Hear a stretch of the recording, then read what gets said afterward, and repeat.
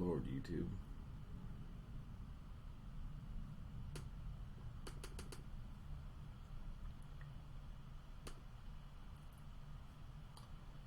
Okay.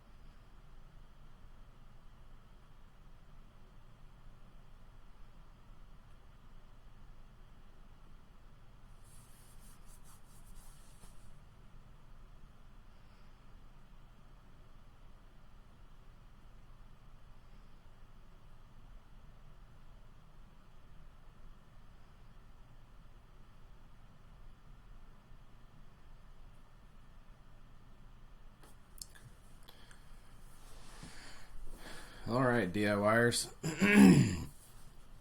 Looks like there are not very many of you this morning. I guess everybody is a little slow to get up or have actual plans on a weekend, which make a lot of sense. So I'm going to go ahead and dive in here and start recording either way. For anybody that catches up and can log on, that's great. Otherwise, this video will be available on YouTube, and we can. I'll be available this weekend for any questions or anything like that you might have. So, for starters, let's take a look at. Oh, well, hold on. I need to pull down more updated repo because I have not done that yet. So we're going to do git. Desktop. Web dev crash course git pull, or well,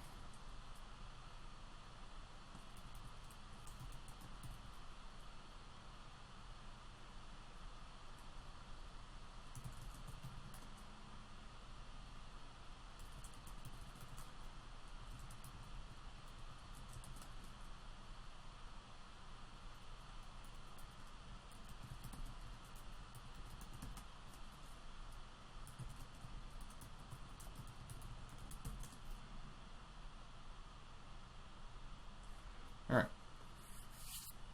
Let's start with that.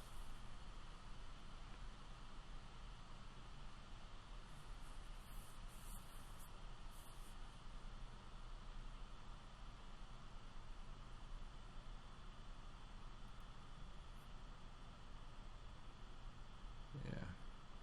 Okay. All right. So now we should have everything. Okay. So let's dive into live mod. And I thought about putting up the files for the admin API, and then I thought better of it because I feel like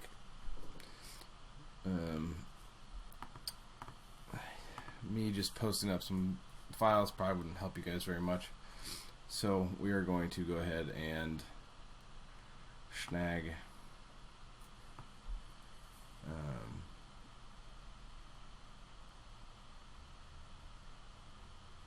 go ahead and snag something here. So, or we'll go ahead and snag something. We're going to go ahead and code this out real quick just so you guys have that.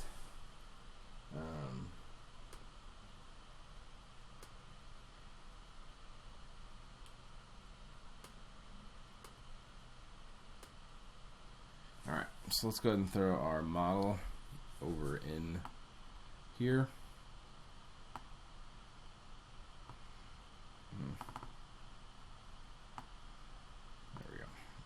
Now we have our model. So we're creating an event basically. So let's go ahead and do var.admin is equal to new admin model.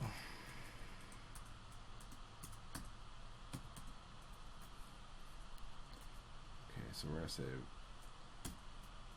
admin.event name is equal to our request.body.name. We're going to do admin.event date is equal to request.body. I'm actually going to change this from name to ename for event name. And then we're going to do date admin.event logo request.body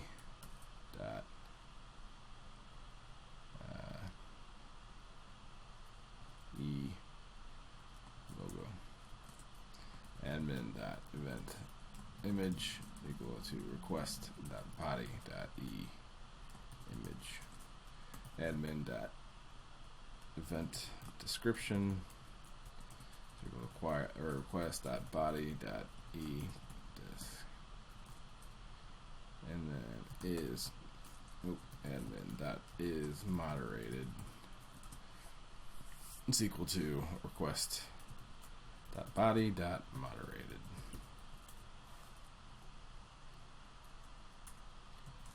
Alright, so then we're going to go ahead and save this. So we're going to do admin.save function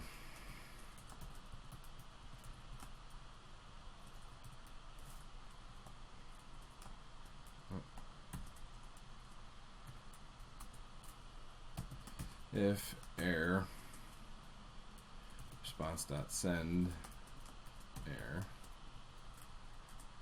We're going to do response.json message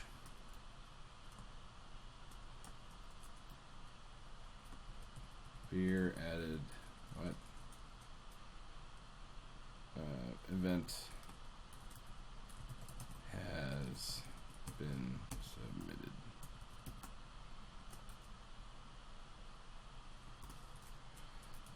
Create another parameter in our object, data beer. All right.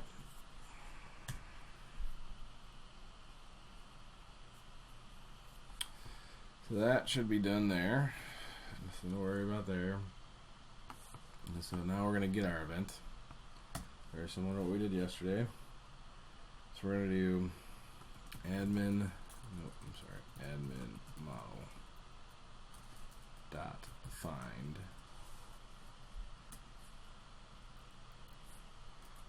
Throw that, and then function. Function we need to do pass in the error and the event. That's not gonna work. Events.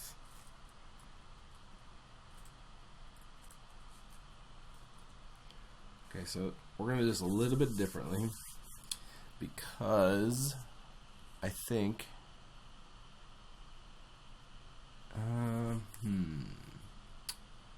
I wanted to start thinking about how we're going to kind of not secure it, because I mean it's open and really anybody at your event should be able to use it without having to log in. But there needs to be a way to tie it to your event.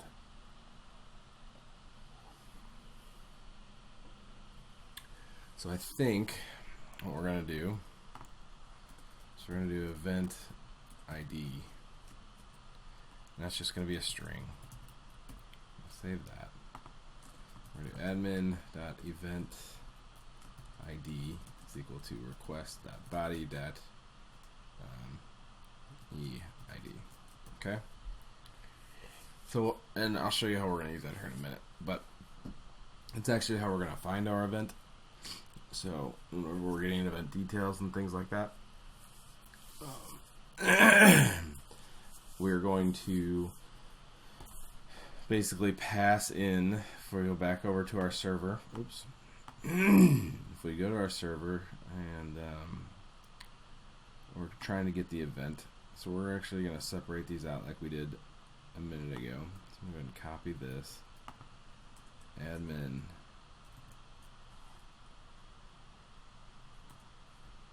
event, and then for our post, we don't need anything, but for our get, we're going to need a parameter.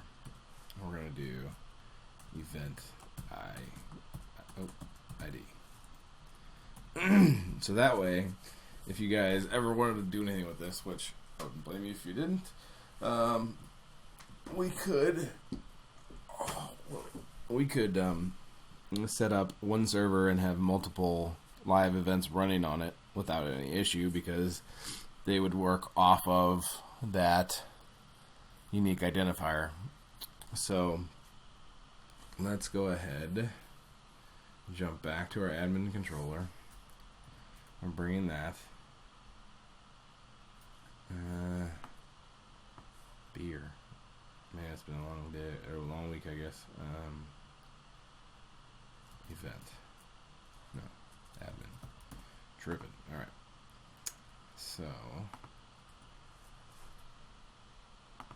So we're going to find the event based on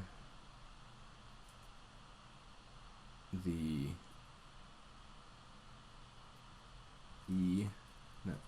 event ID. And then where are we gonna get that event ID? We're gonna get it from request.params.e event ID, I believe. I don't know, do we capitalize that ID?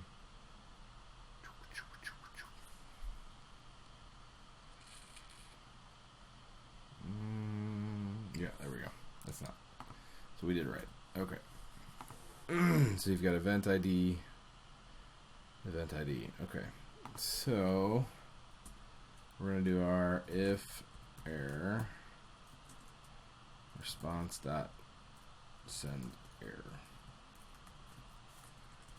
Otherwise, we're going to do response.json events. I'm going to call this event info because event won't work because it's a name. It's a namespace. Alright. So event info. So that'll return everything about the event that we have. And then got all your connections. Okay, so this one we're going to use.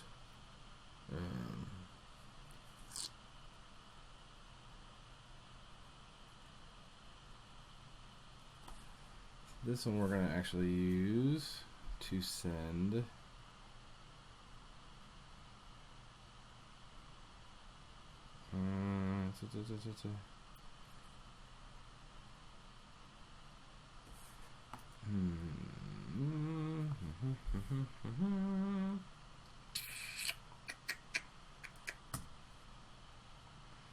let's jump back over to our server.js for a minute here.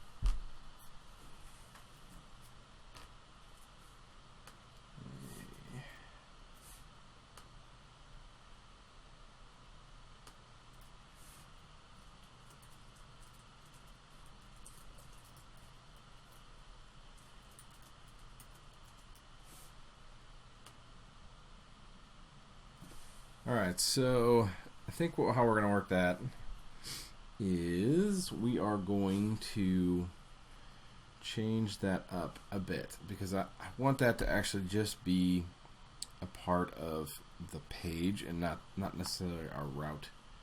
So what I'm going to do is I'm actually going to get rid of this route altogether because I don't feel like that's a necessary data point now that I think about it for our API. So I think that will do it for the overall API. Now we need to add some functionality, like upload functionality, which is going to be a big one. And basically the way we're going to handle that is they're going to upload to a specific route, and then we should be able to utilize that data for saving and things like that. So in order to do that, let's go ahead and set up a test page real quick. Actually, we already technically have a test page, don't we? So let's go ahead and look at this.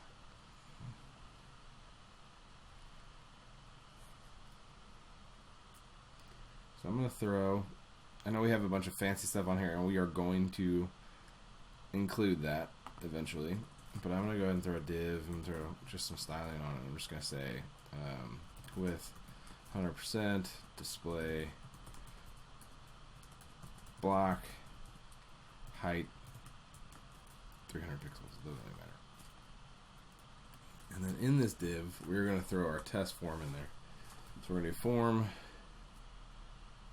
ID is equal to upload form, and type is equal to multi-part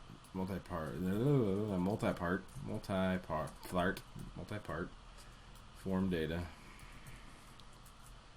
And then we're going to do action is going to go to the API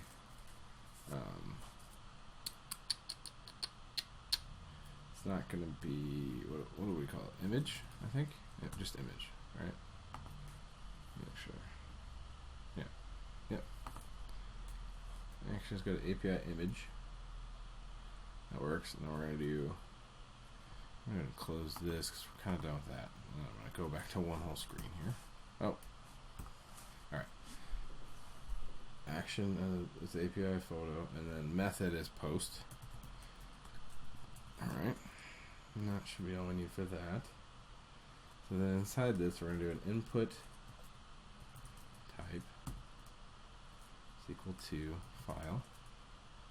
Name is equal to user photo.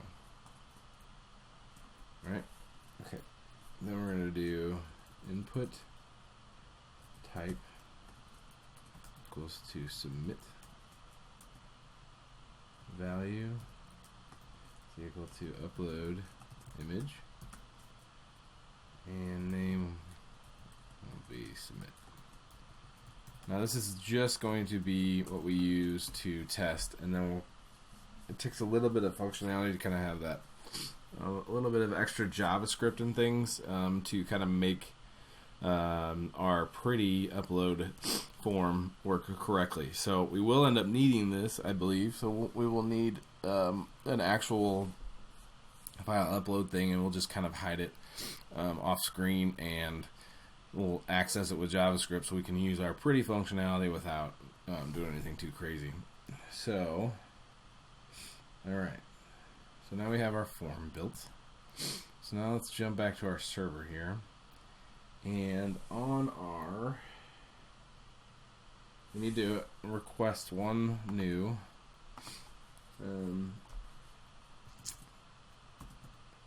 let's go to desk top, and we're going to go to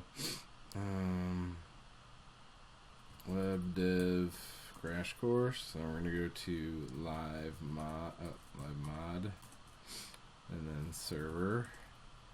Alright, now that we're here, we're going to go into we're going to do npm install. We're going to do multer.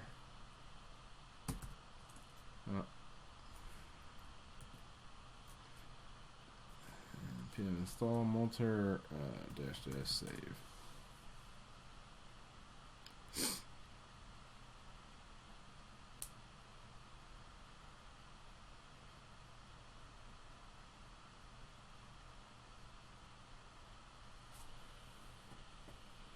Do his thing. Hopefully.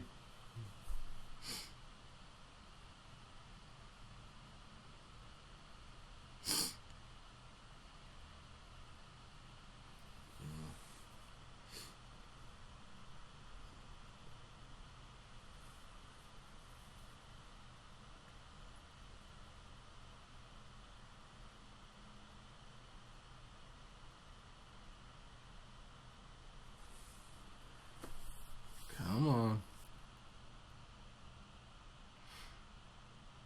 There we go. My internet's been chugging a little bit today. I'm not sure what that's all about. Okay, so now we have all that. So now what we need to do is we need to handle our upload here. So let's go ahead and do, so let's go into image, right? Okay. So what we need to do is we need to use that multer. So we're going to do app.use multer. Destination we need to set up because we don't have one right now. But we're going to go ahead and set that up as the root of our project and uploads for now. We might change that here in a bit, but for now this will do. Alright, so I'm going to do that. So now we're telling it that's where it needs to go.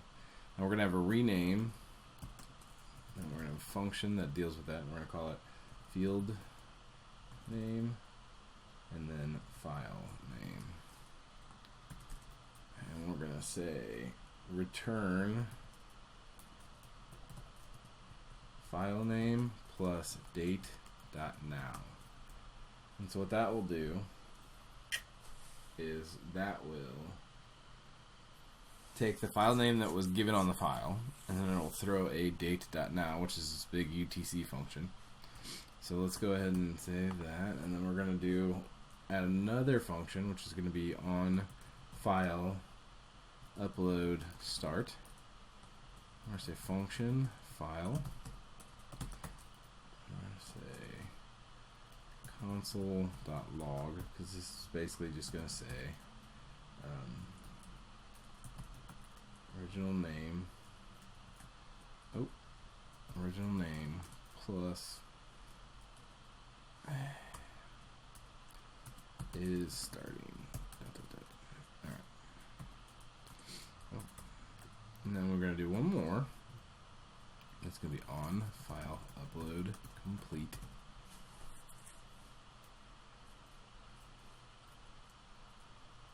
And we're going to do function file. And it's going to say console.log file.field name. That's not spelled. Field name plus, and we're going to say we're uploaded to space plus file.path. So that should take care of most of it. Actually, done equals true. Okay, so that should take care of that. So basically what that's going to say is for anything that comes in that is a file, we need to handle it. So I think we may throw something in our controller here, because this is associated with a post, right? So what we need to do is we need to open up our images controller. And so for our post image now, it's going to be a little different. We're going to say if done is equal to true, cut that out. Do this. Move that over there. And we're going to say console.log. We're going to say request.files. And that'll give us the request object, and then the files parameter on that request object, and the files parameter will hold our uploaded file. So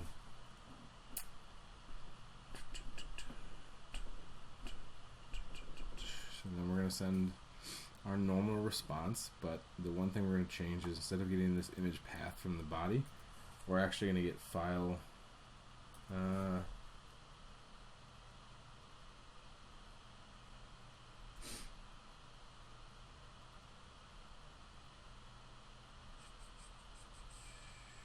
I think we can access file.path from here, I believe. I think Multer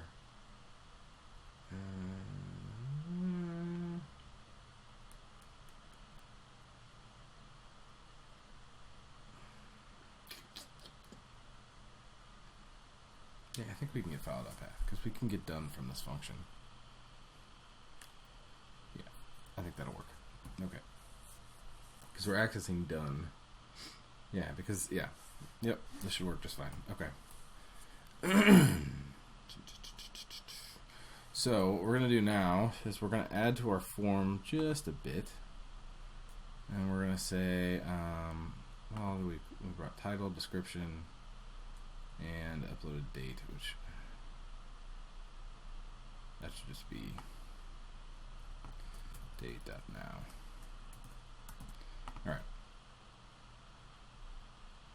Yep, so let's go ahead and put a input type text. Call it name is equal to, we're going to have to change this a little bit. Is image title. Image title. So the name is what comes through. The name is what comes through on the form. So if whatever this is what your name should be. Then we're going to do same thing. Input type text. Name is equal to image description. That should do it, I think. I'll double check. Yep, that should do it. So we're going to submit this form, and when it submits this form, it's going to look at server, and it's going to say whenever this route gets called, it's going to say, okay, app.useMulter. We're going to go through, we're going to rename this file, we're going to start the upload, and then when the upload's complete, we're going to let everybody know. We're going to change done to true, and then when done is to true, we're going to say, okay, if done is true, then we're going to console log our request files, and then we're going to go ahead and build our model, and then we're going to save our model. So let's test it out, shall we? So let's go ahead, and I'm actually going to change this because I'm going to run this in a weird, different way, because I don't want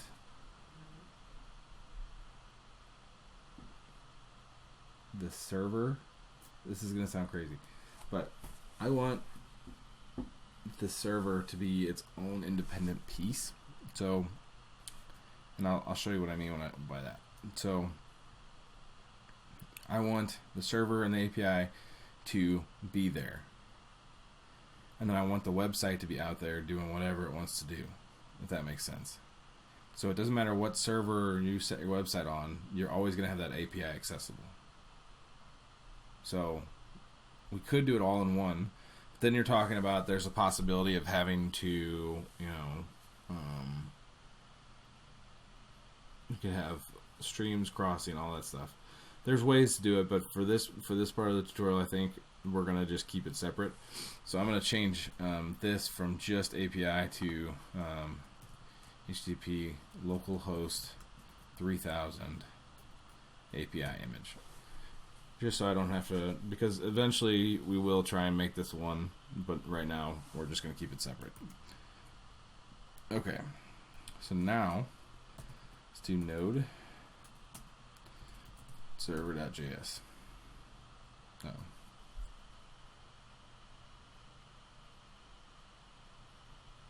Oh, it didn't require. Dope. So we need to require multi first. Dope. My bad, guys. Alright, so we're going to do var multer equal to require multer. Oops. Multer.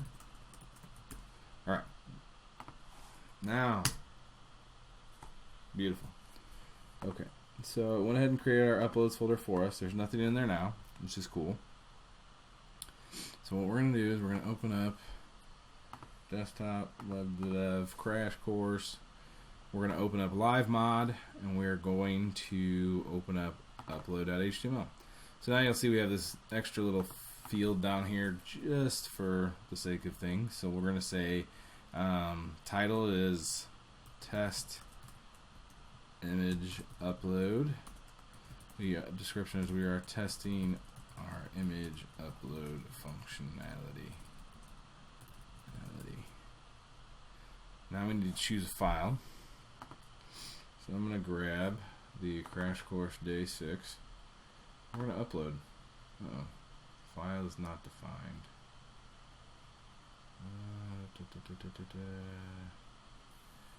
Error.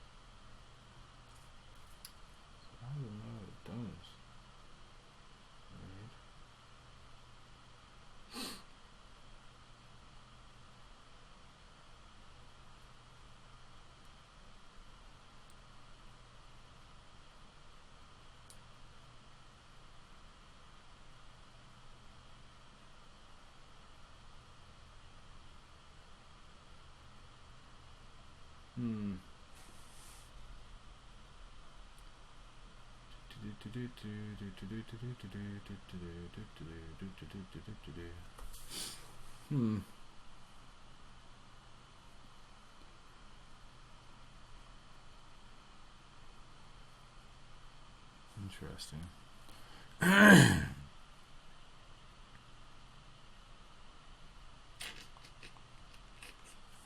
So I wonder if we. So let's try setting a var file path is equal to nothing right now, right? And then we're gonna say file path is equal to file.path. And then we're going to come over here and make this file path. Will that work? That might work. Let's try it. So let's go ahead and back this up. We're going to restart our server. Yes, I'm aware that I broke it. We're going to reload. So we're going to say test image upload. Testing our image upload functionality again. We're going to choose our file. Our file is going to be Crash Course Day 6. And we're going to upload.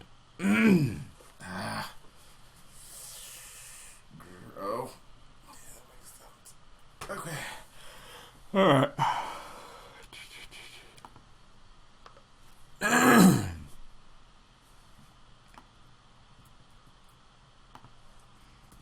Let's try that.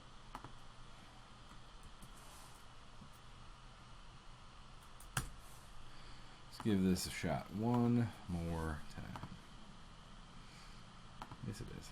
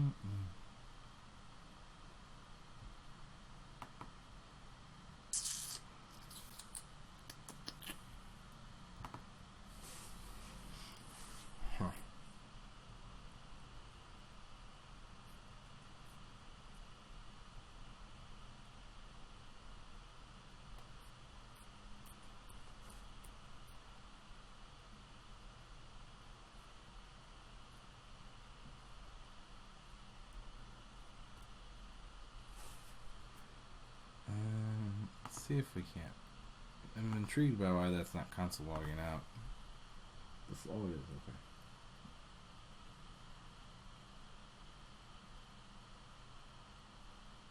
Okay.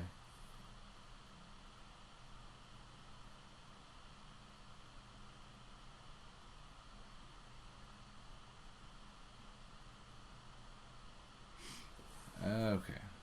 That makes sense. Sorry.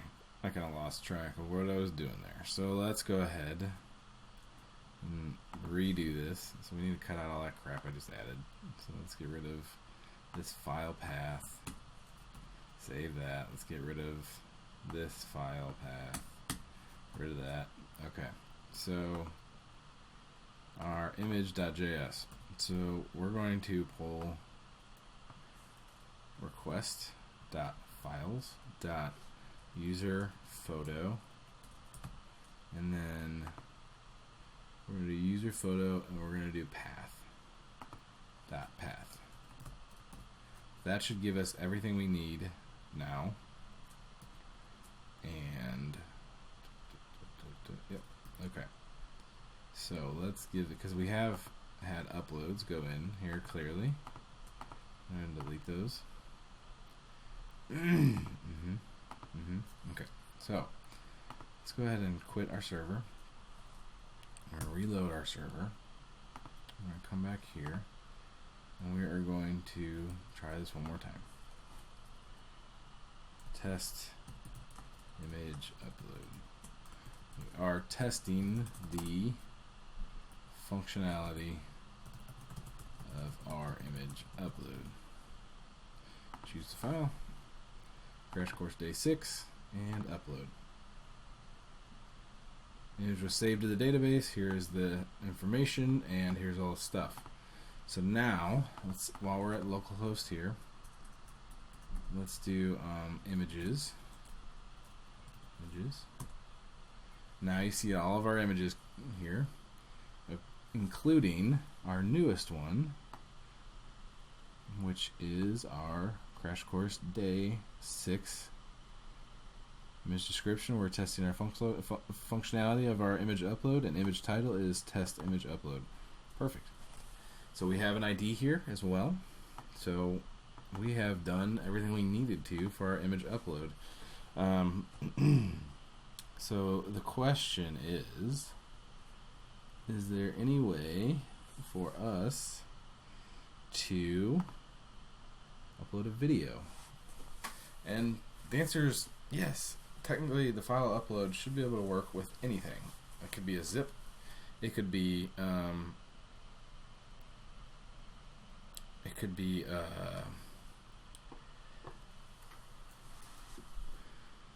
HTML file. It could be an image file. It should be able to be a video file as well. So we're going to test that real quick. I'm not really sure where I'm going to get the video from, but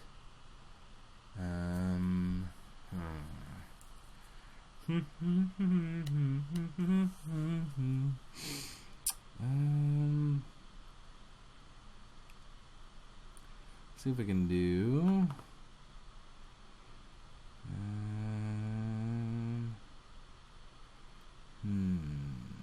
let's see if I have any videos. I have audio. We could try that. Let's try to throw an audio up there. There's got to be a video somewhere in here. Video.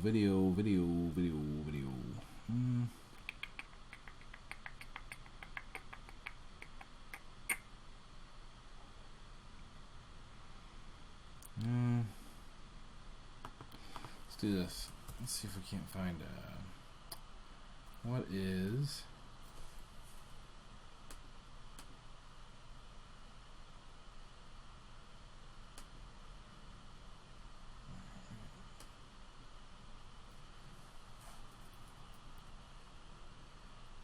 So Freddie asked, what are the pros and cons of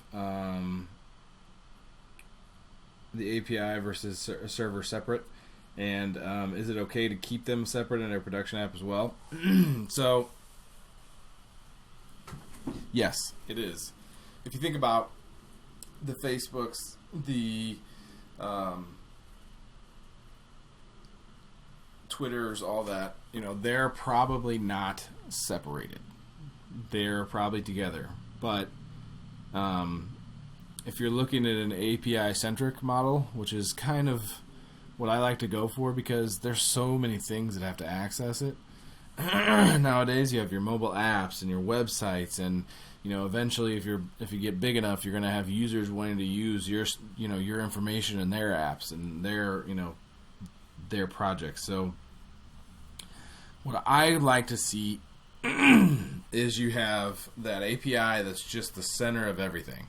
So you've got your API, and then you take that API and you give it access to a mobile app, and you give it access to your website, and you give it access to whatever, and we can lock it down in different ways, but that is how I see a lot of bigger new projects coming, is by taking it and actually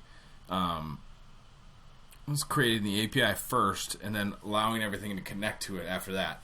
And then that way you can build things separately. You won't have a data layer for your app. You won't have a data layer for your website. You won't have a data layer for whatever. You've got the data layer built, and you're just basically building everything else to match that data layer. It cuts down on work tremendously. And I've seen projects that started as, hey, we want a mobile app. Okay, we'll build a mobile app, and we built all the data layers for that and the database connections, and then all those connections are specific to the mobile app and not to the project.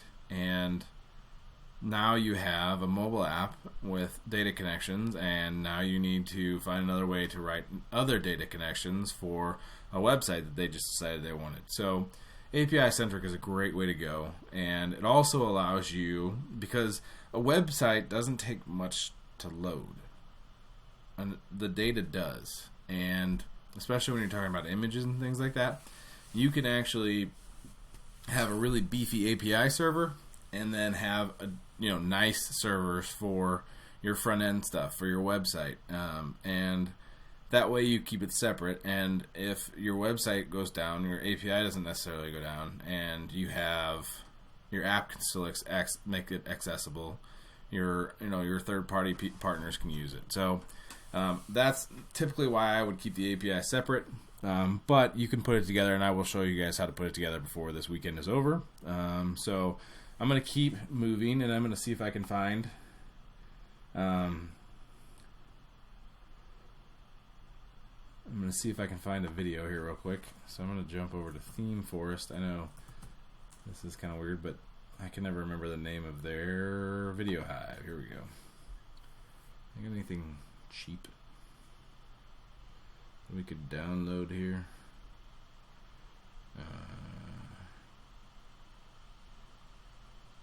From $3. I like that.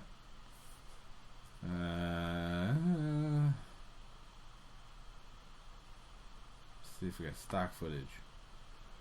I don't really care what it is. I don't want a guy bodybuilding, I know that much. Let's go. I bet we can filter from $3 to $3. Search. Alright. Curious cows. I'm all about curious cows. Let's check out.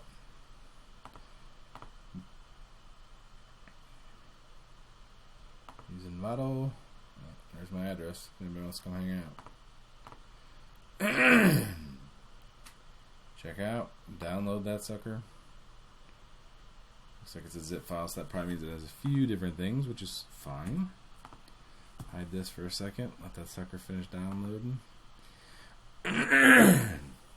So I think where we're going to go next is we're probably going to start setting up our connections.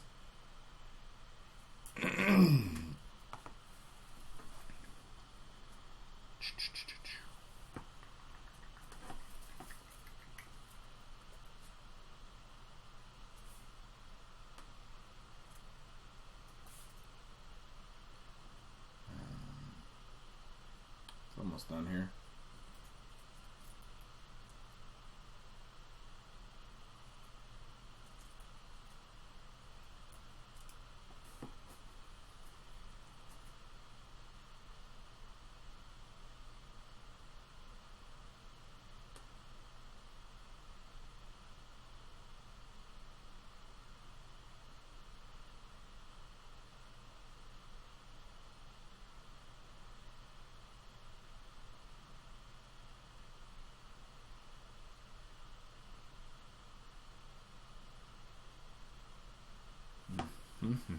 Okay. Alright, so that's done. Let's do this. Let's see what this looks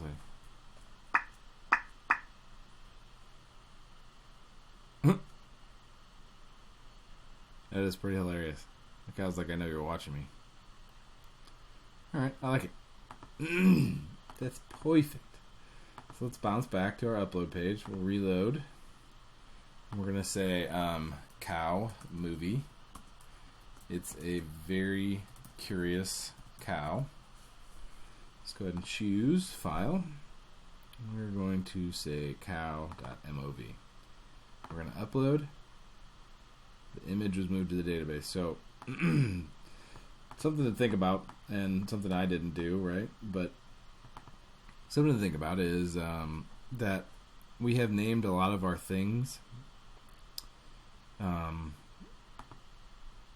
image, and we are not specifically looking just for images. We are allowing upload of video. So something to think about it with your namespaces is, what is this going to be used for? Because right now it's not a big deal. If I wanted to change it, I could. I could go through and knock out image and put media or file or whatever we wanted to call it. But what would that take if, say, a year from now, and 1 million members or 1 million users, and 1,000 more lines of code of added functionality? Then what? It's a lot more of a pain. It's still doable, but it can be a lot more troublesome, and you can create a lot more situations where you can break things, and that can be troublesome to say the least. But I think overall, it is something to just make sure that you think about. And I will probably refactor at some point this weekend and kind of change our naming conventions. But for now, it's good to see that everything's working. Upload functionality works. That's great. That's a nice piece to have done. And now we can figure out what's next. So I think the next thing we're going to do is we are going to look at building out our socket stuff to make sure that we have stuff admitting at every point we want it to. So I think we are going at right about an hour at this point. So we started about 15-20 minutes late, I think. So let's take a 5-minute now, and then probably around 12:15 we'll probably take a little bit longer so everybody can grab some food if they're hungry. I don't want to make you guys starve. So let's go ahead and grab a 5-minute break real quick. I'm going to go refill my water, and then we'll come back and we will start actually, I think we'll start connecting the sockets the way we want with our front end, and then we will we'll start actually making our front end dynamic, I think. So I'll see you guys in 5.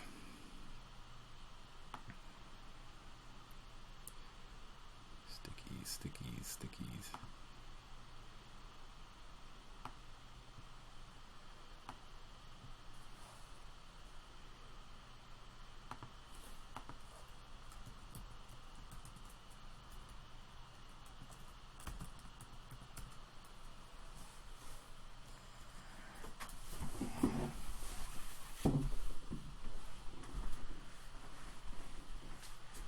If anybody has any questions, go ahead and ask them now, and I will respond when I get back.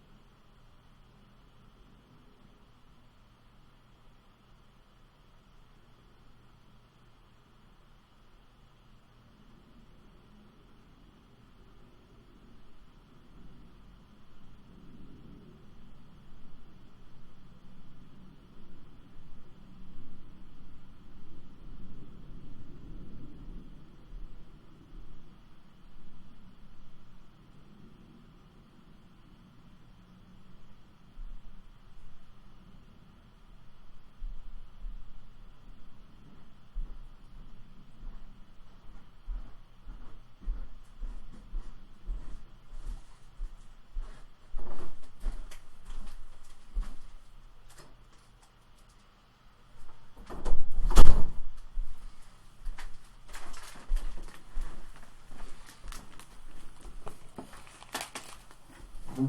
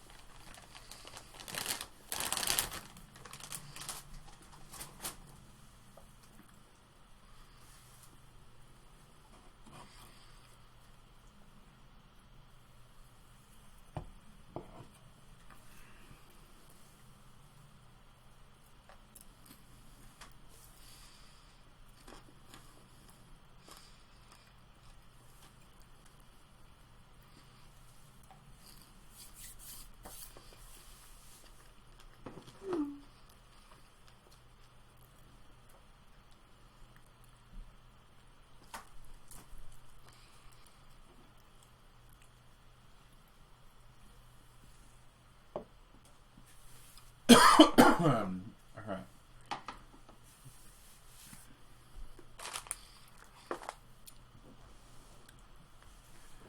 Okay, so we are back.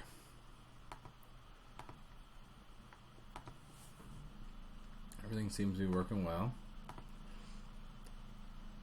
Get rid of this. Alright, so the last thing we're going to do here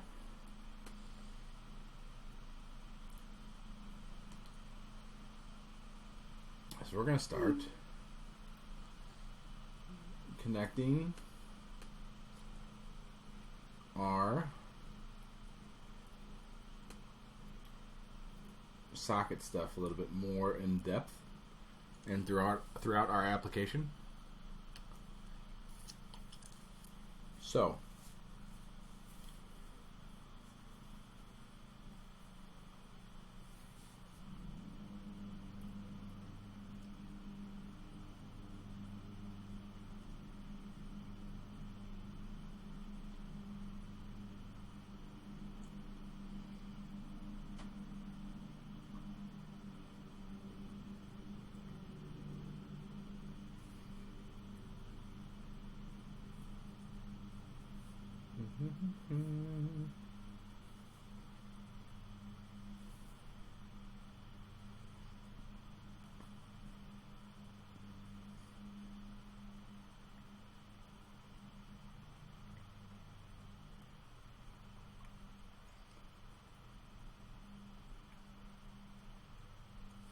alright. So let's go ahead and start connecting. So this was pretty straightforward. Not a lot of crazy stuff happening here. So let's look at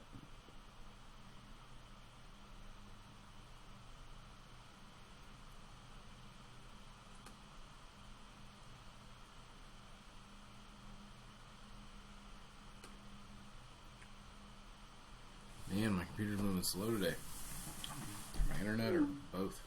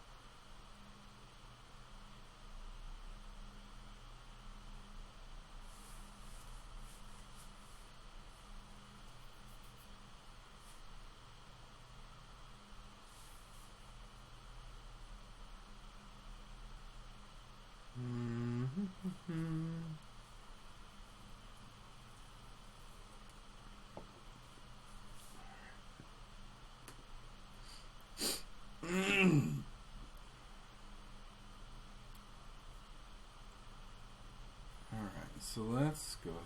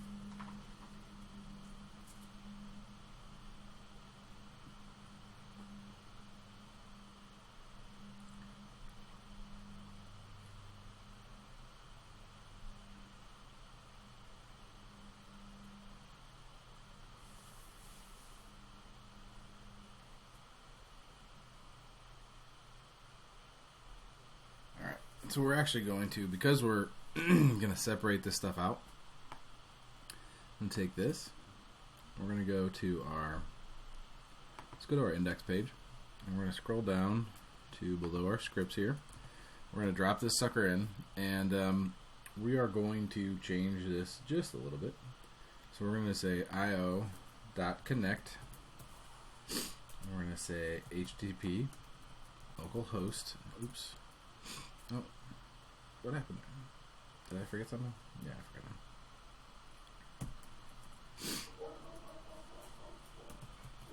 forgot. Localhost 3000, because that's what we're going to connect to. We're going to save that. And then we're going to say socket dot on connect function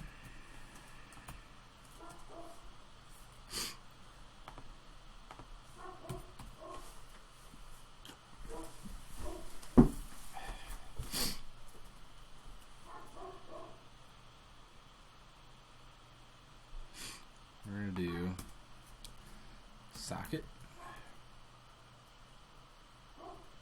dot emit added user, right? So we're not going to actually send anything. You can send stuff along with your emit, but that's not what we're going to focus on this one. This one is literally just going to be, it's going to emit the add user, or emit, not admit, emit the add user. And so what that's going to do is that is going to call to our socket on our server.js.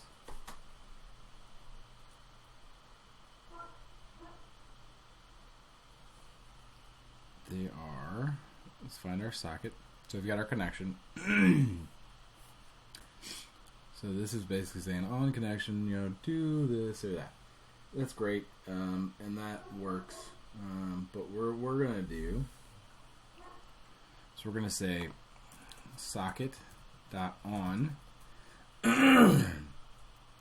add user. Oh my God, Sasha, shut up.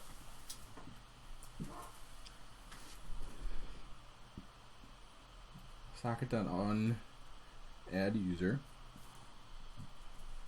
And then we are going to put the function here. And this we're going to use to emit. So we're going to actually take an emission from our upload file. Or no, from our index file, right? Or an index, yeah. So when somebody hits our live site, we are actually going to emit a broadcast. We're not going to do a broadcast. We're going to do socket dot emit update users. And then we're going to leave that at that. So now we're going to open up our admin piece, which is here. And then we're going to add the same code just below here. And we're going to say io.connect. No. Is that right? Yeah. I'm going to say HTTP local host 3000. I'm going to do that.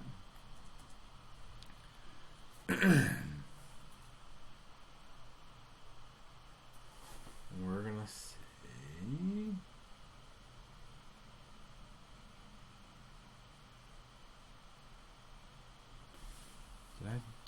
did I set up? Let me make sure I set up. Yeah, so on connect it's going to admit that add user. So then we're going to say we're going to digest that.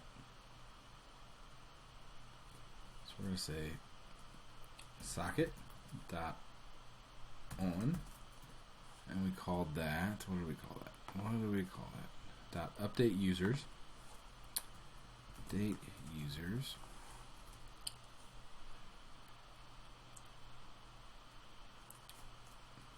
We're going to say function and set that up. So basically now this is going to be a little. If you guys are a little confused by this, that's totally fine, because it's a very dynamic, complex concept. But so what happens is, as soon as I hit this site, as soon as I connect, so this is going to say socket connect. As soon as this loads, it's going to connect to localhost 3000, the socket on there, and then it's going to, once I'm connected, go ahead and immediately, I don't have to do anything as a user. It's going to emit the added user function. Now we already kind of set up this total users thing, and I'm not necessarily against that. I think that might be still useful. Maybe. I need to think about that for a minute, but once you hit that connect and that it basically emits that add user, the server is listening for add user. So as soon as we emit from that index page add user, it's going to say, okay, I just heard add user, so now I'm going to emit update users. Well, the only person, or the only file that's going to look for this update user emission is the admin right here. So if I'm the admin and I'm on the admin page and I get an emission that says, hey, so-and-so just connected. Now we won't know any names because we're not looking to do that. And the more I think about it, the more I don't think it would be a terrible thing to offer people the option to put their name as the photographer.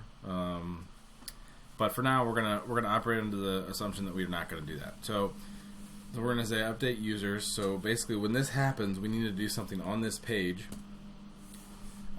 that will trigger something to happen. So right now, we don't have any place for this yet, and that was an oversight. But I think we can make this happen. So let's say above our media list, we're going to put a nice little div here. We're going to style it here just because this is just for temporary. Say width 100%, height 50 pixels, background is black. Alright. So then we're going to throw in this div, we're going to throw just a really simple paragraph tag. We're going to style that with color, white, which is 6Fs, and we're going to say font weight bold. I'm going to close that off. So then I'm going to throw a span tag in. So we're going to say a couple words here. We're going to say connected users. And then I'm going to throw a span tag in here. Span. Say 0. Okay. So we'll throw a class in this span, just so we can, actually we'll throw an ID on it. We'll say user total. So what we're going to do is we're also going to set up a variable, total users is equal to 0. So as soon as this page loads, total users is going to be equal to 0. We're going to connect to the server, and it's going to make a trigger for everybody that connects. So what we're going to say is total users plus plus.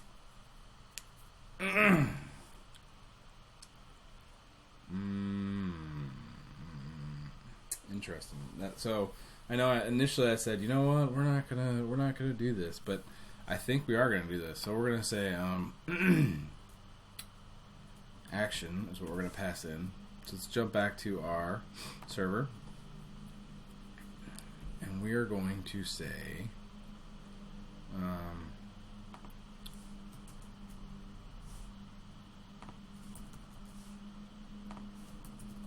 so we're going to do that.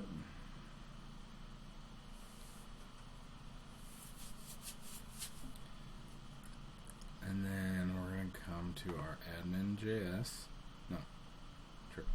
index, and we're going to pass along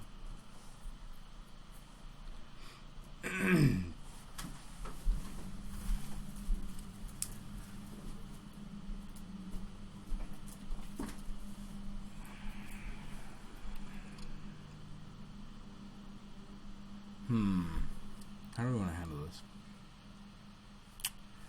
Okay. So what I want to do, hold on.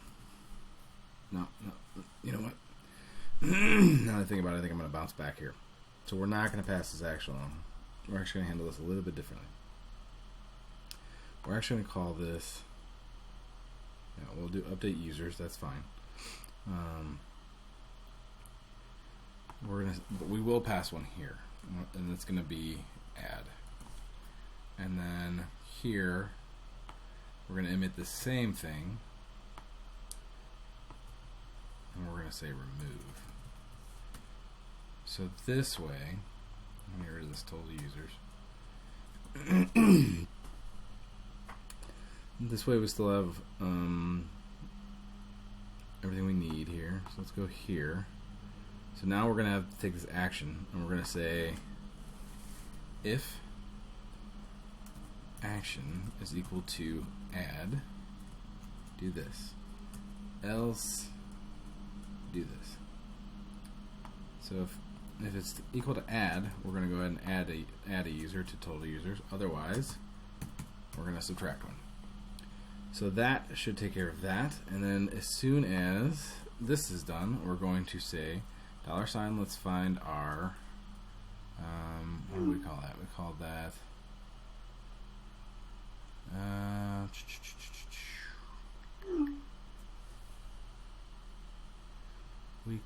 that user total. Okay. User total dot text is equal to total users. So now, in theory, we should be able to update our server. So let's spin that sucker. Spin it up. So instead of that, we're going to come here and I'm going to open up admin so we can kind of see what's happening. So now we have our 0 connected users here. And then, so nothing's happening. Nobody's connected. So I'm going to close this down just a little bit so we can kind of see what's happening. And I have to do this for my own sanity, and I apologize that we were doing this little diversion, but I'm going to do margin bottom 30 pixels or 20 pixels. That's fine.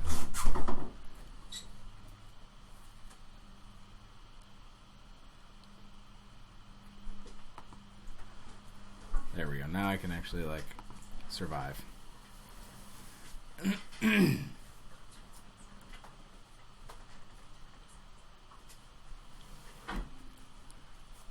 Okay, so margin bottom is 20 pixels. I'm gonna throw some padding in here too, just because I can. All right, now we have some breathing room. I'm gonna take this down to 15 pixels. All right, that was not what I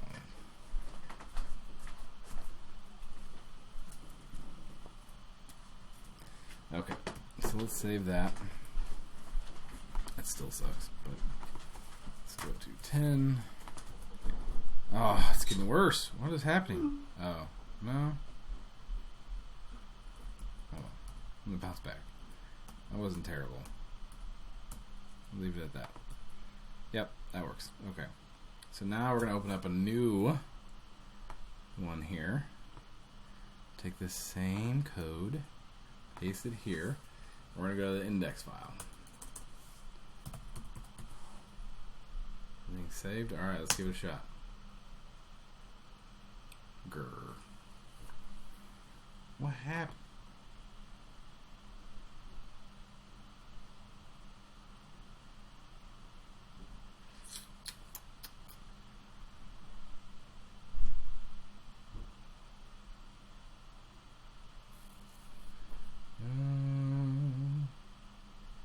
Or not. So that makes sense, I guess, but why is it not emitting what we're supposed to be emitting here?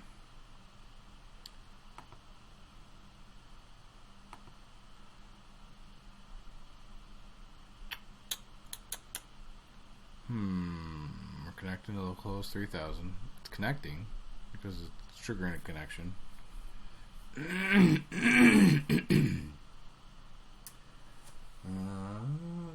see what's going on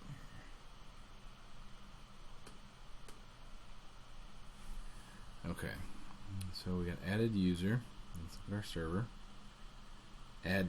See, there's our problem right there. Let's go ahead and save that. And we're going to spin our server again. Control C. Alright. So now we have a user has connected.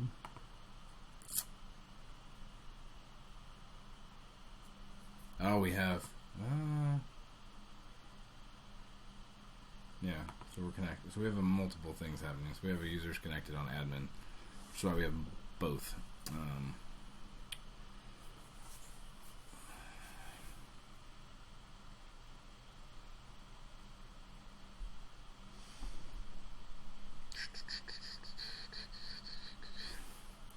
I'll throw a little alert here. See if that's even getting triggered.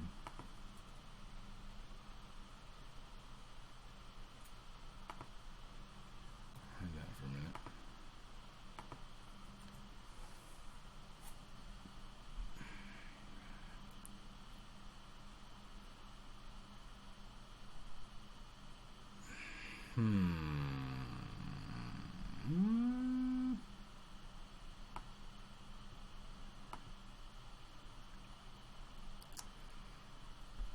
Total users 0. Oh, no.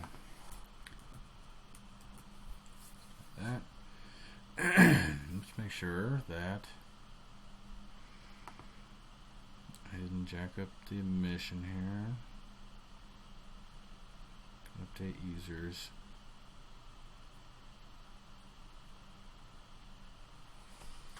I don't see anything wrong with this code is the problem.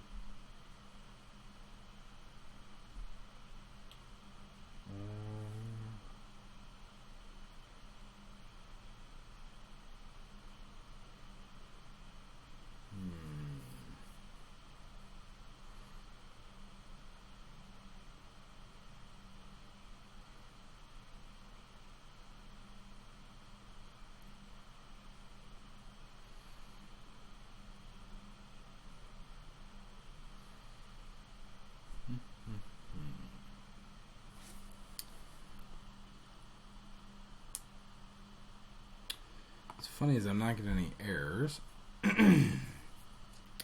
Make sure that I connected correctly. Localhost 3000. I don't think we need trailing, but save that.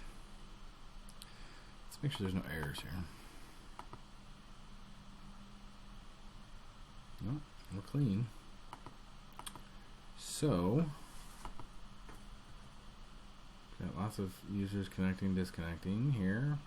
Why in the world var socket equals IO connect socket on update users handle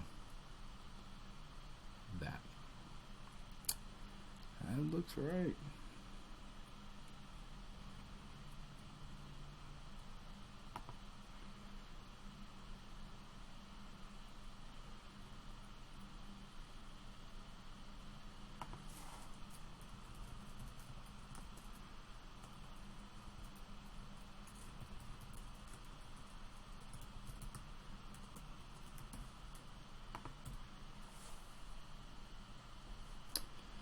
Recycle our server here. I'm not really sure what's wrong with the code here. Well, so it got admitted, so it got to there.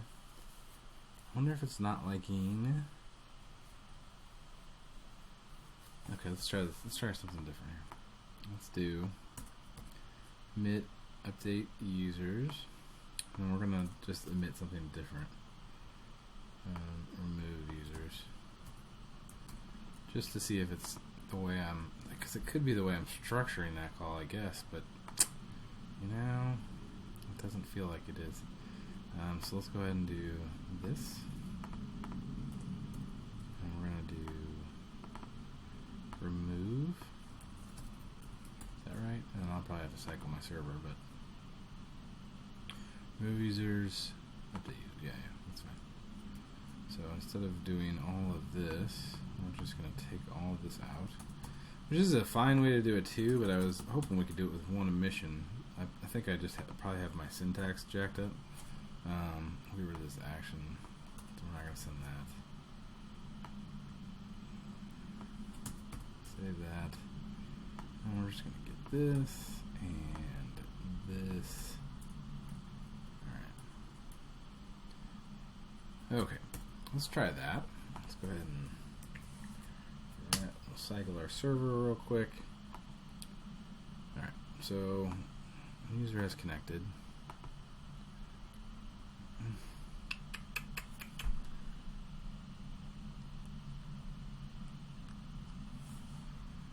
Let's reload this just to make sure we're getting what we need to.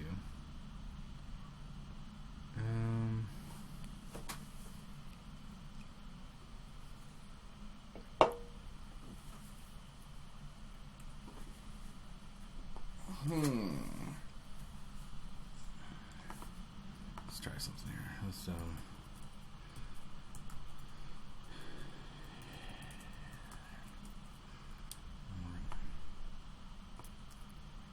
make sure I'm not just totally jacking up the text call there, but shouldn't be. Shouldn't be. No. Format is not.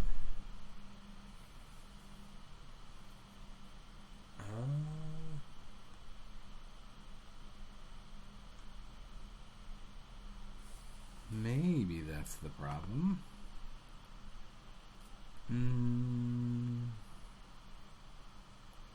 Maybe. Let's try it. Maybe it's because I need the broadcast emit. I didn't think you needed that for this though.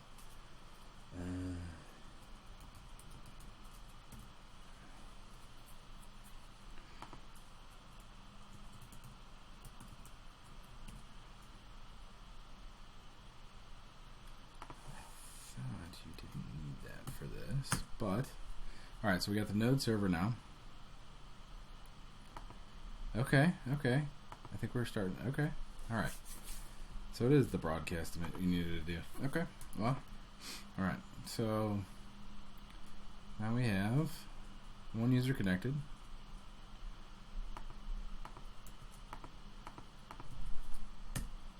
Two users connected. 3 users connected. And if we leave one, too. So you see how this can be very beneficial to kind of understanding exactly how the website's working, what kind of traffic you're getting, which typically on a website, unless you're doing some kind of a marketing campaign, isn't really that big of a deal. Yeah, you want to know what's going on your website, and you should always pay attention, and it's always fun to kind of look at your real-time stats, but in this situation, I really believe that having a live understanding of what's happening at your event, who's actually using this app, who's actually using this website, whatever you want to set it up as, who's actually using this API, we're going to actually set it up to where we can have a live view of who's uploading files right now, who is looking at the files uploaded, and you can actually get a better sense of whether people enjoy this feature or don't. And I think that is something that can be very helpful to your event. So let's move on. Now that we kind of have that set up, I want to try one thing real quick here. I want to go back to update users here. I'm going to say remove update users add. So I want to change this just a little bit because I don't like having two different emissions. So especially for something as simple as this. So let's see if we can do we're bringing that action if action equal to add, and we're going to throw total users in there. Alright, else we're going to say total users as minus. Leave that at that. And we're going to get rid of this because we're not doing two different emissions now. Clean this code up a bit. Oops. That works. Alright, so let's cycle our server. Run it.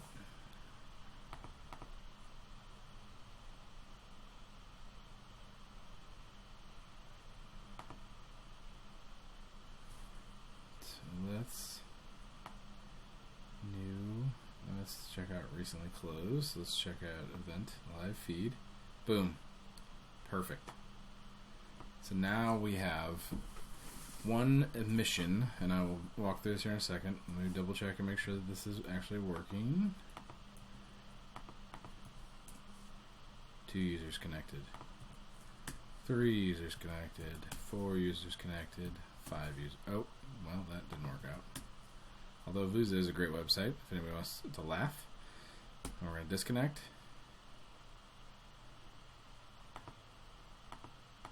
Uh-oh.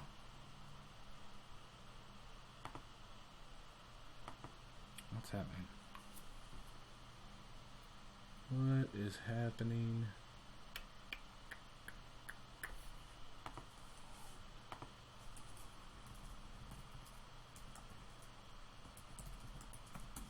See what this looks like here.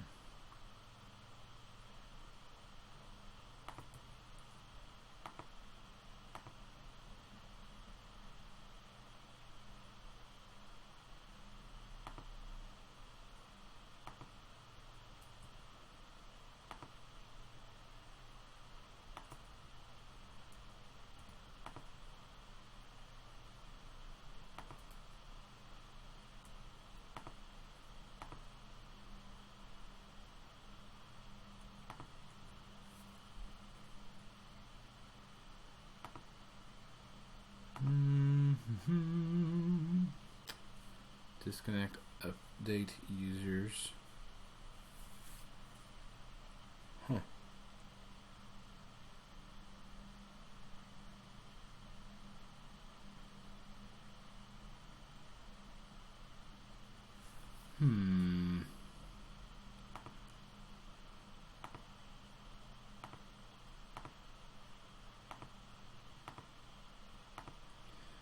Now it seems to be working.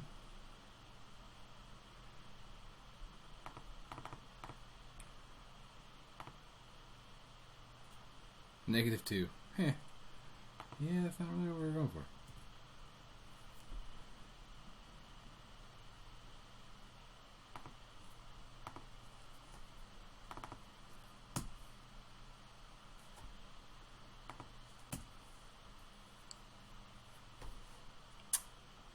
interesting.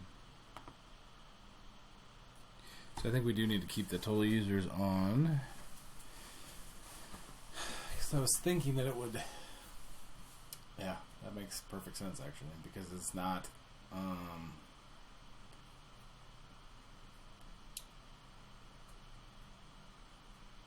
yeah. So what's happening here is if somebody's already connected, it is not going to broadcast that to our admin. So what we need to do is we basically need to show it that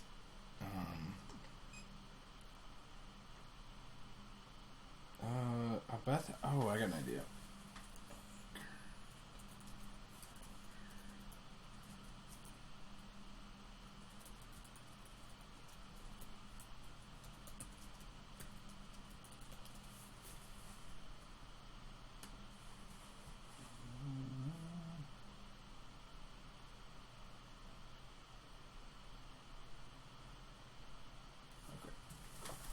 So we should be able to add our admin. I forgot about this functionality, and I think this should work.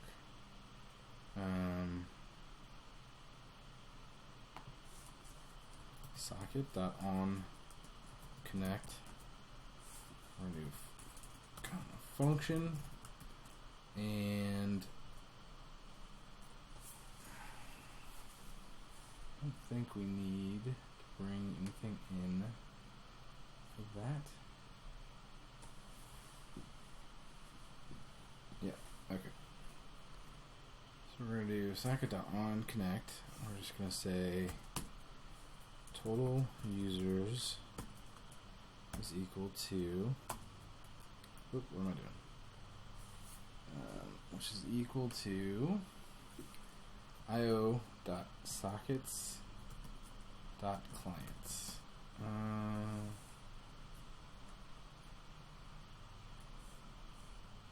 -1. Because if you get all the socket clients, that's going to include you, and you don't want that. Let me go ahead and save that. I don't know if there's anybody connected or not. Is there? Yes, there is.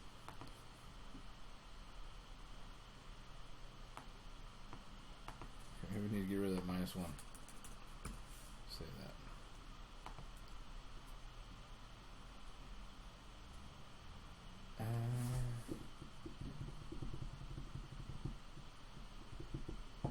You know what? That is actually not the right place to use that. My bad. So we're going to get rid of that.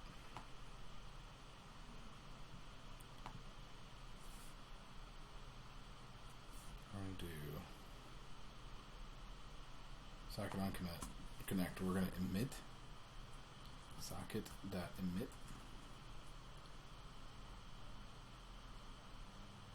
log active admin. We're going to save that. So let's come back to our server. Let's throw a socket on active admin function. We're going to say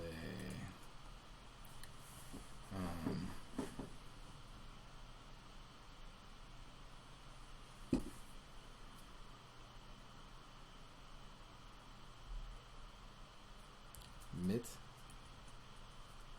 socket.broadcast.emit current users, and this is where we're going to put that IO sockets clients.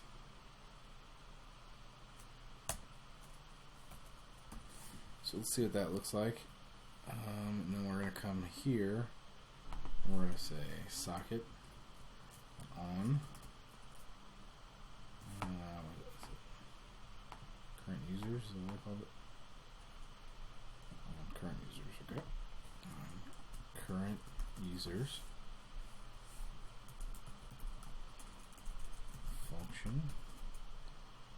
total. And we're going to just console log out the total real quick here. That should work, I think. Let's see. Select our server. Alright, so we're ready.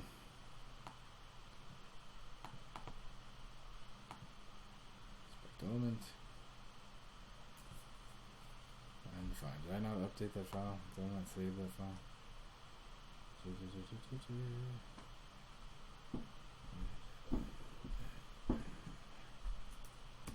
What? Can't read clients of undefined? Okay.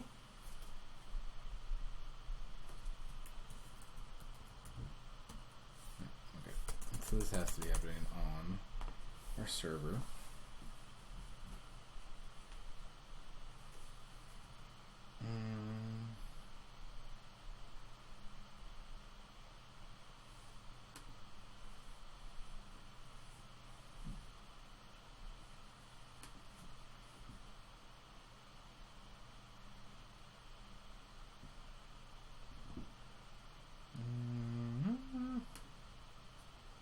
I feel like there's a way to get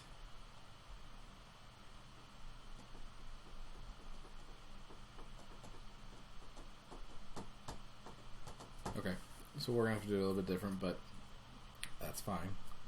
So we're gonna keep total users there, and then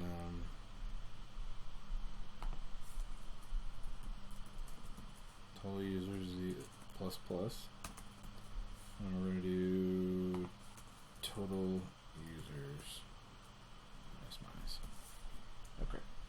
So then here, instead of trying to count this way, say total users. So now that'll give the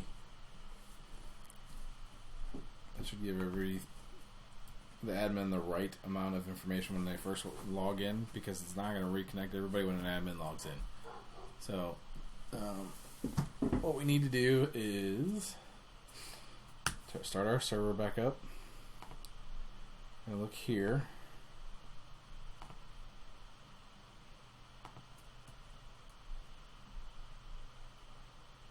Let's see if this console logged anything for us. It didn't. Why didn't it?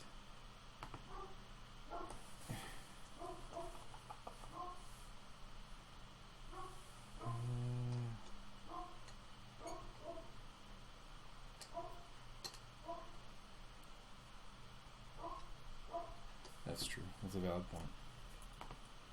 So go ahead and do this. A new one.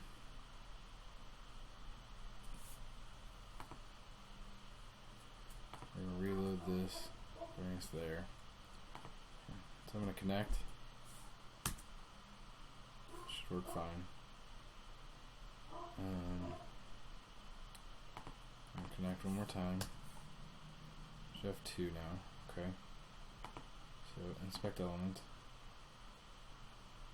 So we're getting the add functionality, which is fine. So now what I want to do is I want to reload this.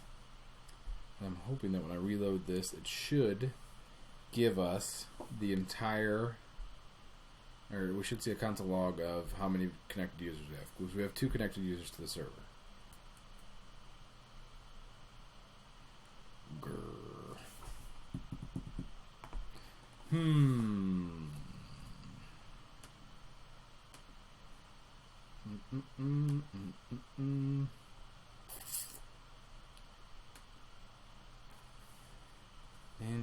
Interesting.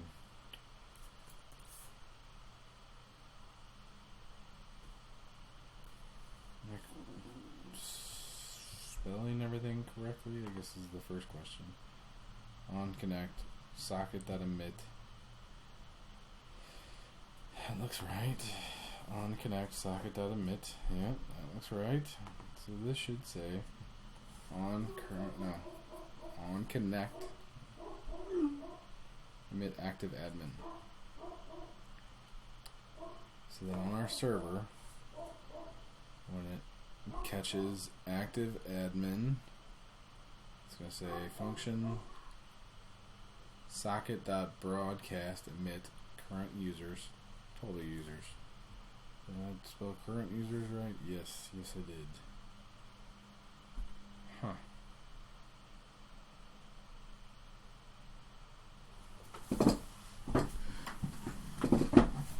Let's try this.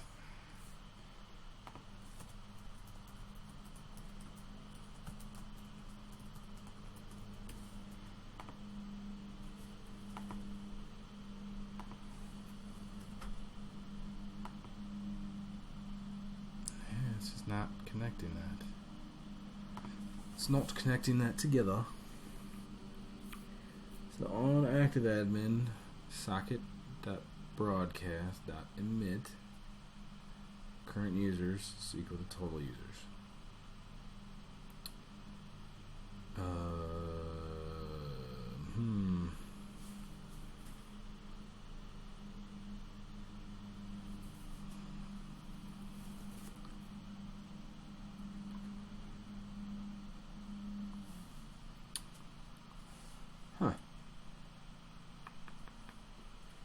So don't see a difference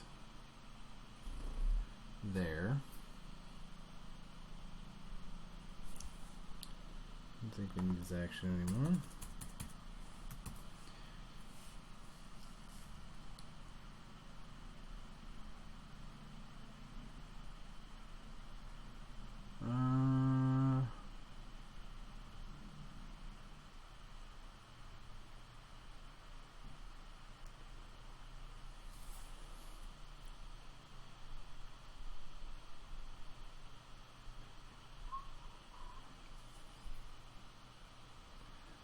This is very interesting. So it looks the exact same. Although, I'm not getting kind of errors over here. No? No, I'm not.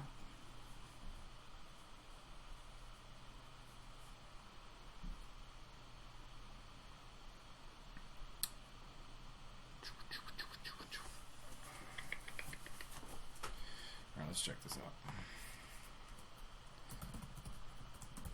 It's all about trying to find where your breakpoint is. So let's say admin is active. Come down here, save that. Let's cycle our server. So I'm going to go ahead and close this. Keep that. Alright. Let's go ahead and cycle our server. Say new. Oh, yep. Help to be on Chrome. So we're going to go new. Admin. Boom. Connected. Admin is active. So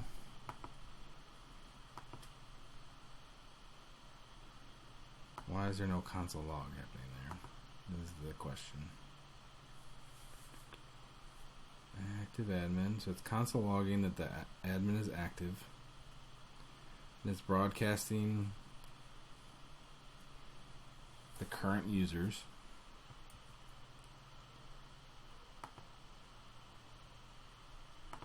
And then here it's saying on current users, I need you to do this. So why is it not listening to that? Oh, I don't think so. Shouldn't make a difference, but let's try putting this all inside of our connect function. And that way it connects before it tries to do any of this other stuff. I don't think that should be the issue, but it could be. Very well could be. Let's go and save that. I don't know if I changed anything, but let's go ahead and cycle our server anyway.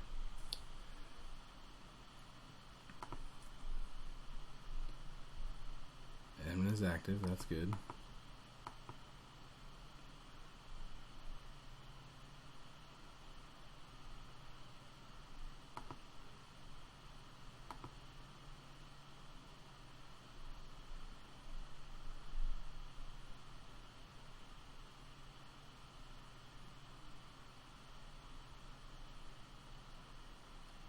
Still didn't do anything. Huh.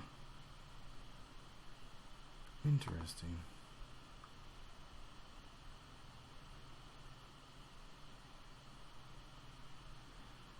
Well, that is entirely strange.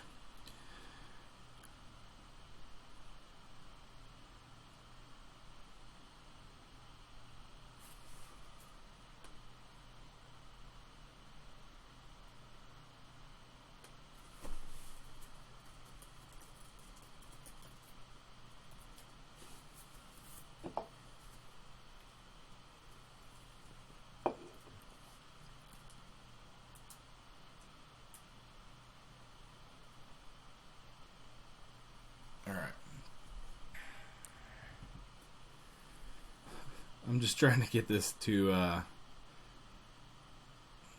do what it's supposed to do, because what you can tell from the code here is the fact that it's triggering this admin active.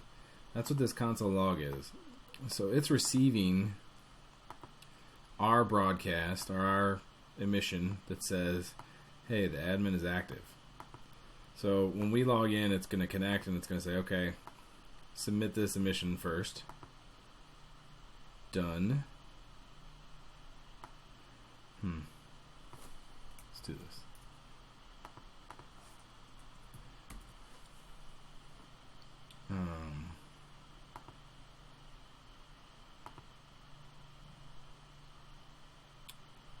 Nope. Nothing. Okay.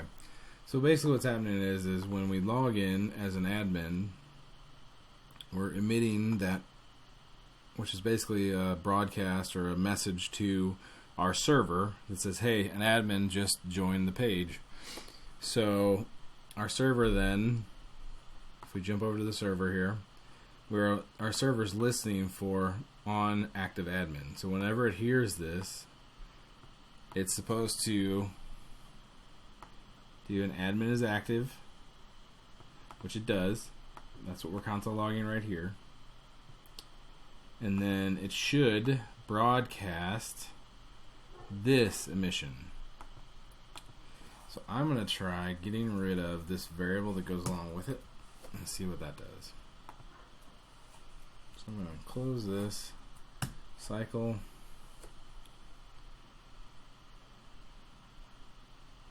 We have an active admin. Somehow. I'll reload this. Nothing.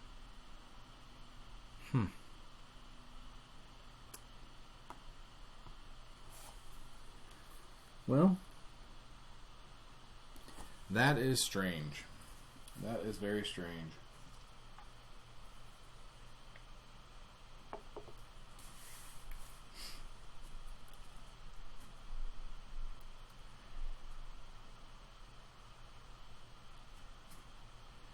All right. So it's 12:15. Let's go ahead and I'm going to take a minute to collect my thoughts and figure out what in the world could be going on here. Let's try and come back here at 12:30. Hopefully I give you guys some time to just go grab a snack or whatever. And then hopefully by the time you guys get back, I will have sorted out this mess to figure out what in the world is going on, so we can get back on track and hopefully not be as confusing, and you guys can have a little bit better understanding of what I'm trying to get to with this current conundrum. So take 15 minutes and I will be back. If you guys have any questions, which I'm sure based on how all over the map I've been in the last 10 to 15 minutes, you guys will probably have a few. So we'll be back at 11 or 12:30.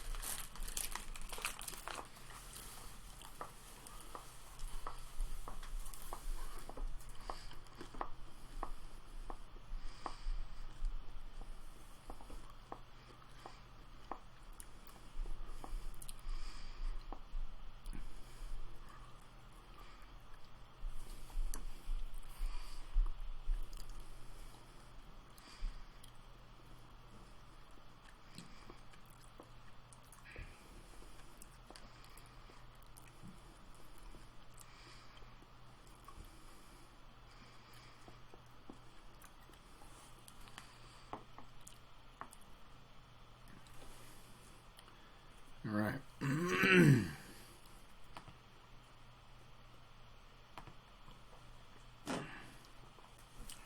What the...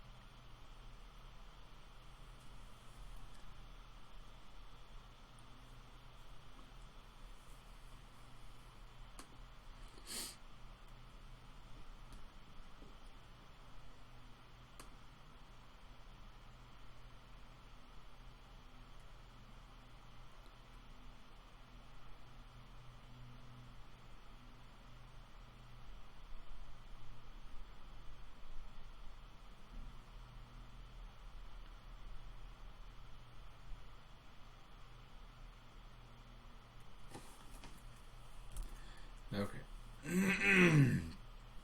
Okay. I think I know what I did here. So, what we need to do...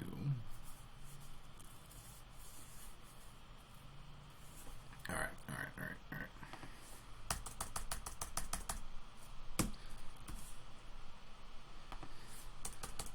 So what I forgot was that there is a difference between the singular and the plural version of socket.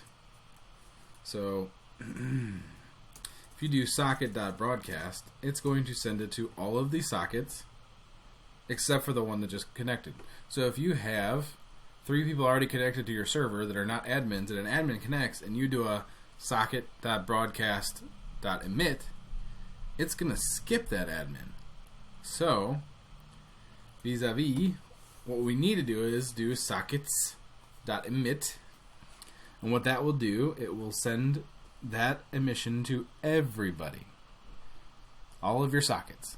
So, I think now that we do this, if we do Control-C, I think that should take care of our problem. And that is,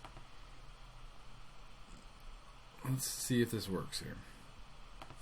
Cycle our server. Reload. Uh-oh. Uh-oh, what did I do?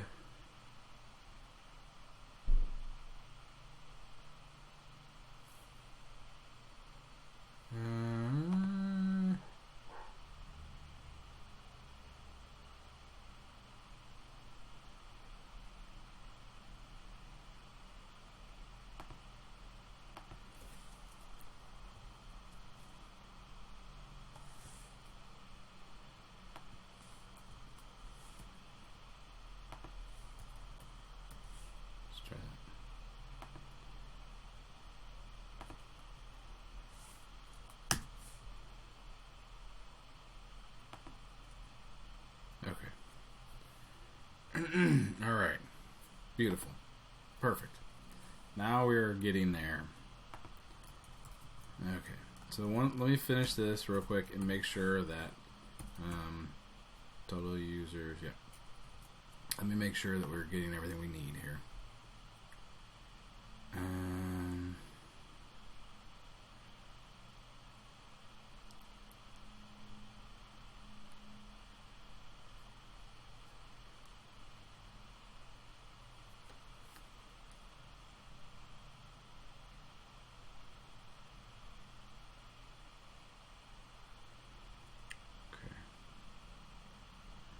Let's go to our admin. Okay, so we've got current users is total. We're going to console log out that. So what we're going to do is we're going to say total users is equal to total. So now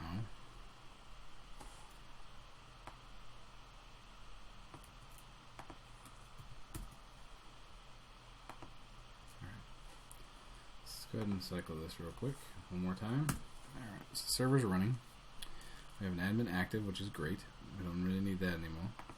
I'm going to reload this. So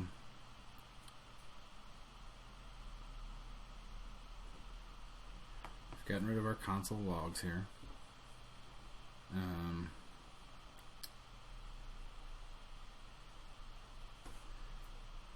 So let's go ahead and copy this and close this, and I'm going to cycle this. Alright. Okay. So new. Nope. New admin. Right, admin is active. Great. So now we're going to do new.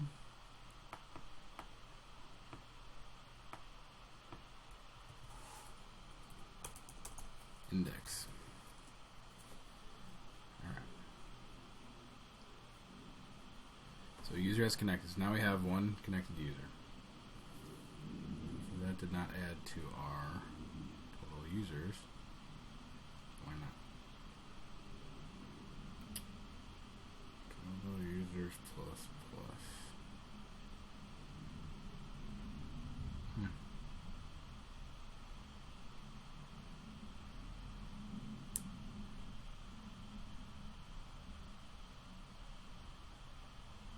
Oh, yeah, that makes sense.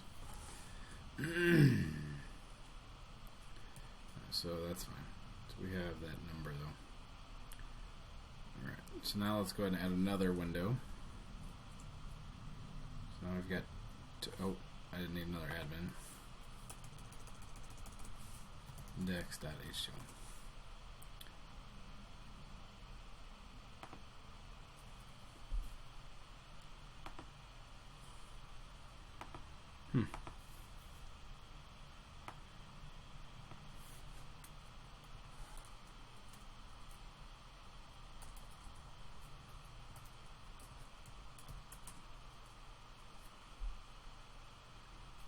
Okay.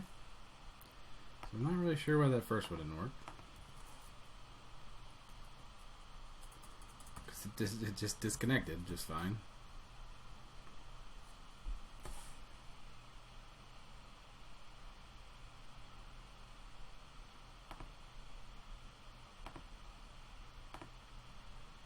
Yeah. That is weird, to say the least.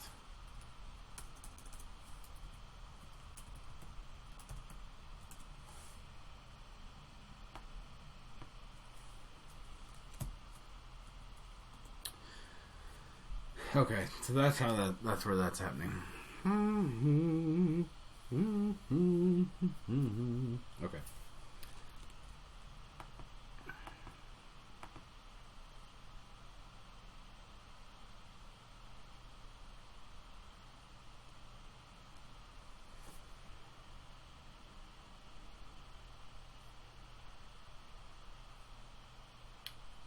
So the problem is that when the admin is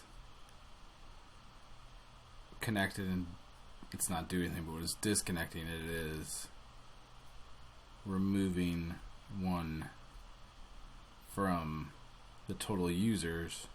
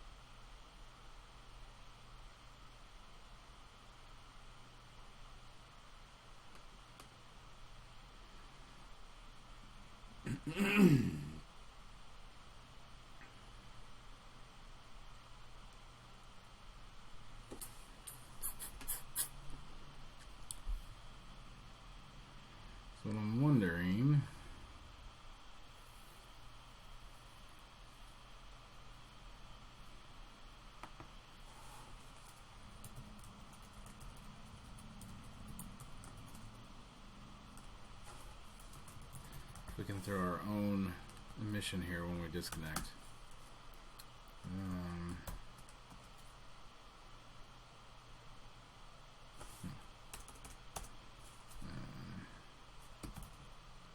Socket.emit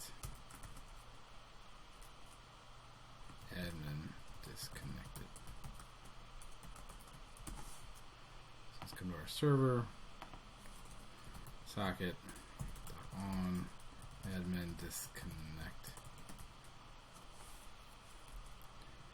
function.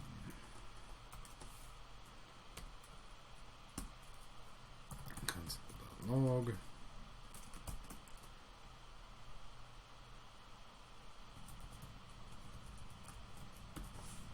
Let's see if that'll work.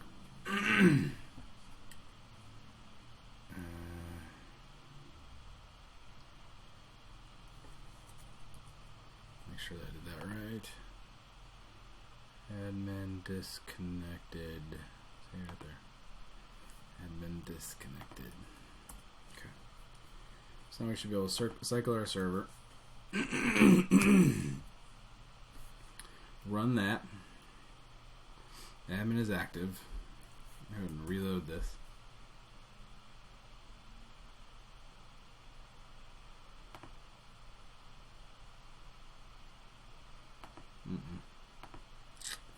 So maybe we could do that, but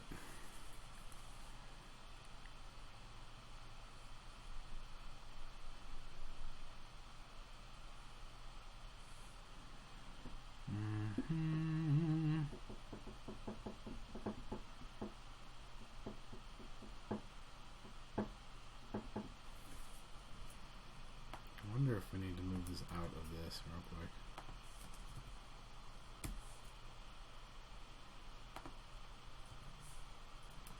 Oh. Where's my stuff? Live mod. Yeah, I'm not worried about that. Everything's active.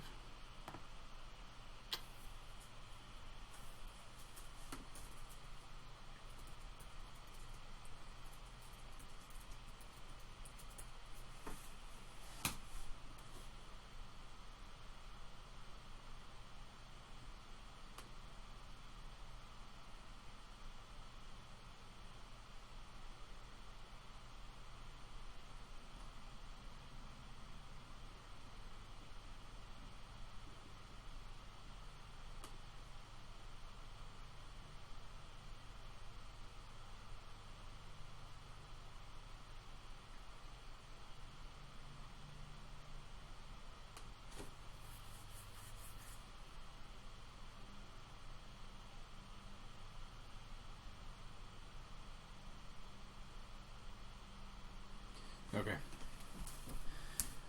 So, I'm not 100% sure if that's even doable from a socket perspective. So, I will take a look at that this evening and maybe update the code accordingly. But for now, this is not too difficult of a fix to just kind of work around. It's not perfect, and it kind of gives you a skewed-esque feeling here, but it's not terrible. It's only going to be one user typically. So total users, yeah, that's fine. So on disconnect minus total users. The difference is we're going to add this to the active admin as well. So not just when an added user happens. So we could do that on every connection if we wanted to, but this is fine. So let's go ahead. Close this. Node server. So we're going to open up admin. Admin is active. Current users is 1, and that's the trick is there.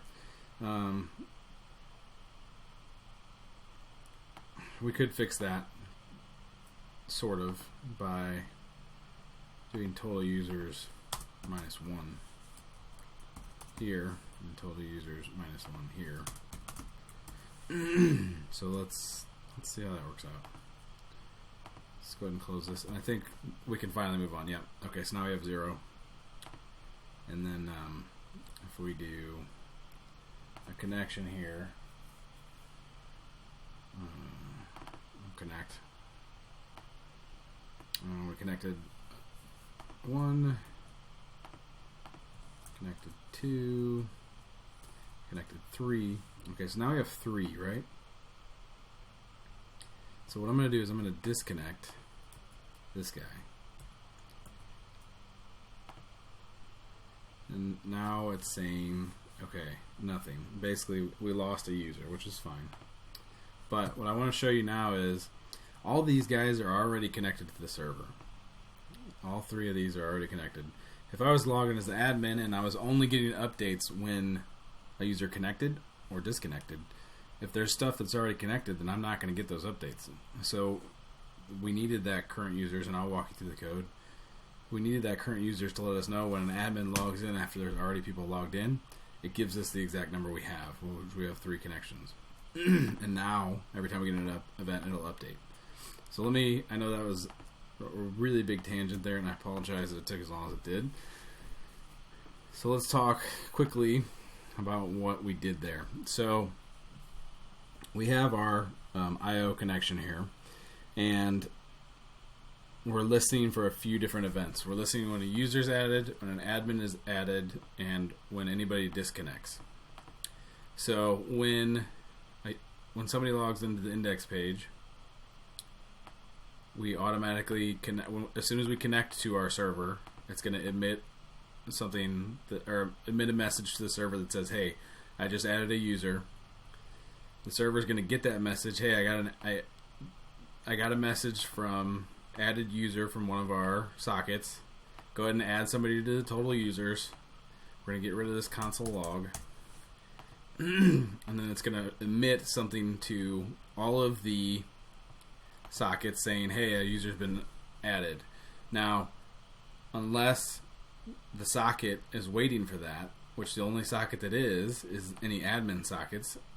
So anytime it hears that update user, it either adds one or minuses one based on the action that's coming through with it. And the action is defined here. So it's emitting the message, hey, so we updated users and we added one. Now if somebody disconnects, it's calling that same message of update users, but the action is to remove them. So basically that is triggering 2 different effects through one emission. And then the active admin, so the reason we separated this out from a normal added user is that we wanted an admin, when they logged in, to know exactly how many users there were. Well, currently, without this function right here, this active admin, anytime we add a user, it triggers this emission of, hey, updated a user, add one to your number. If an admin comes in and there's already people on the server, they're not going to get these emissions because the emissions already happened. So that's why we needed to do this. This is why we're keeping track of total users by adding here and minusing here when they disconnect. And that way when an admin connects later on, like say, the event he logs out and he or she logs out and goes out and does a few things and then comes back and they want to check in how many users are using the site actively, they can look at that and go, okay, now I know for sure.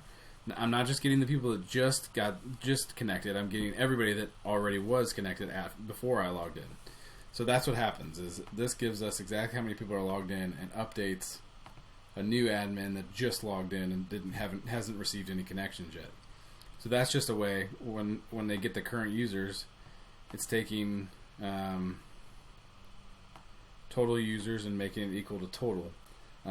So why didn't we just take this total and put it as our text? Well, we also need to, when we're subtracting and minusing from total users, if we don't set our variable total users to whatever the current users are, it's going to be a mismatch here. So next time this updates, it's actually going to start at 0 instead of starting at our new current number. So that was a big, long-winded way of not a whole lot happening other than our users. We know how many users are using the site actively. So now I think we're probably at a point where we can go ahead and connect the front end, and we're going to do this two different ways. Today we're going to cover just static HTML, how do we handle this, and then tomorrow we'll dive into a little bit of handlebars, which is a templating language done in JavaScript. So let's go ahead and dive in here. So we've got, let's go ahead and we'll start with our index page. So I'm going to go ahead and wipe out everything here except for one. And I'm going to copy this, close that, and we're going to come down to our script here. And we're going to say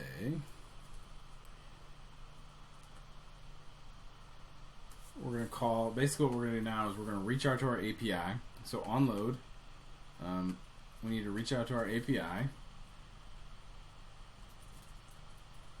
We're going to use the jQuery Ajax to make this work the way we want it to.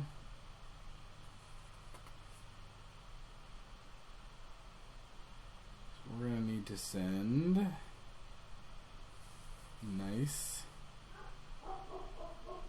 Oh, Slash, just go nuts. Come on.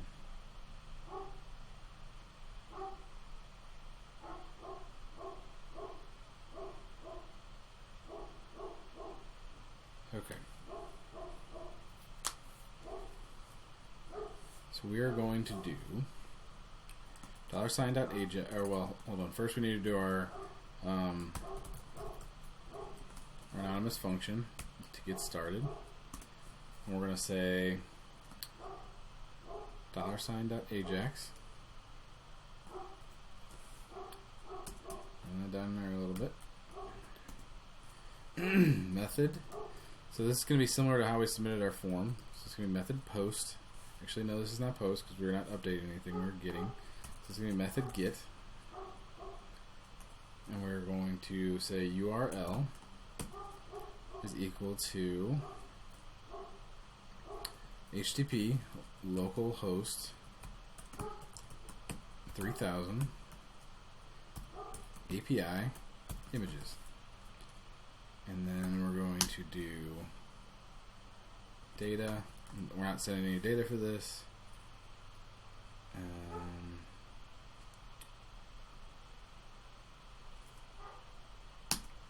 So we need to close that off. But instead of doing that, instead of the semicolon there, we're going to throw a done, which is basically going to get triggered as soon as our Ajax call is done. We're going to receive from that done. We're going to receive the data that is returned to us. And what we're going to do is we're going to just console log this for now. We're going to say console log message. All right. So now, as soon as this page loads, it's going to reach out to our API. It's going to pull all the images it can, and it's going to bring it back as a JSON object. So let's go ahead and run this page.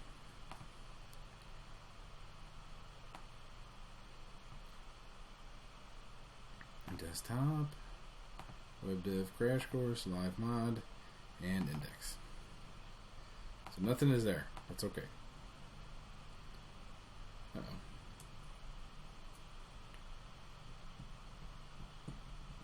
Oh. Whoops. Let's try that again. Spec element. Syntax error. Where is my syntax error? 64. Oh. I don't need that. Or that, to be honest. Okay. There's our problem. Okay. Now we should be good to go.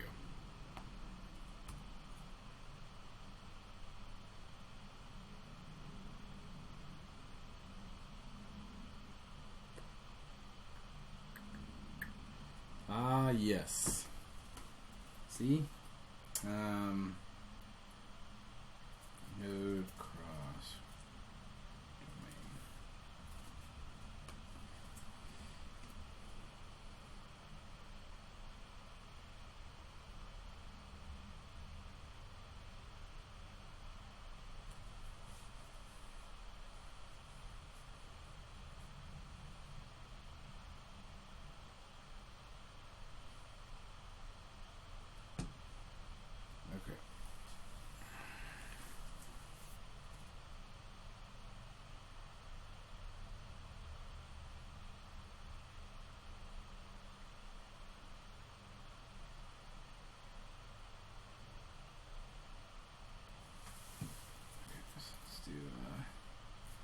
Alright, so what we need to do is we need to close our server for a second. So we need to npm. So what's happening is we're getting a cross domain issue. And basically, what that does is it protects your API if you want it to be on the same domain, which as an API centric API we're not going to be, or platform we're not going to be. So we're going to use npm install cores and -- save. And this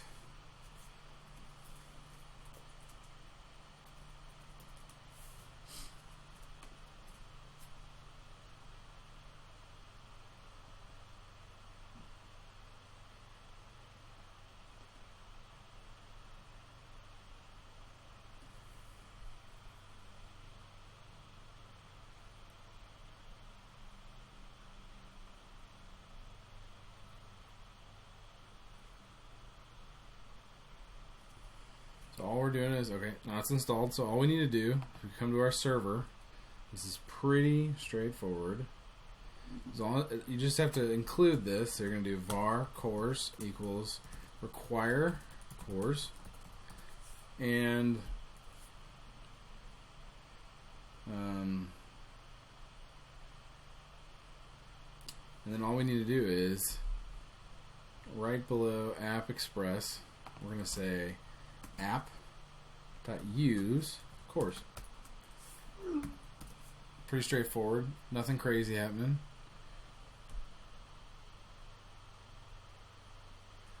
So now that should take care of any of that issue now. So if we run our server, we should be able to now log in here. Well, crap. Index. Inspect. And now we got back our object, which is great. So now we have all of our images, right?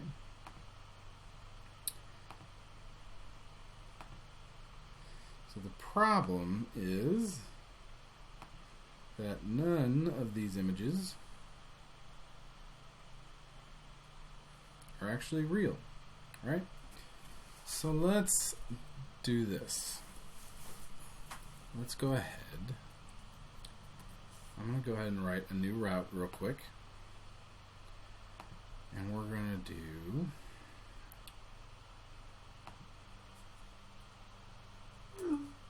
router.route image. Actually, I can do that with this.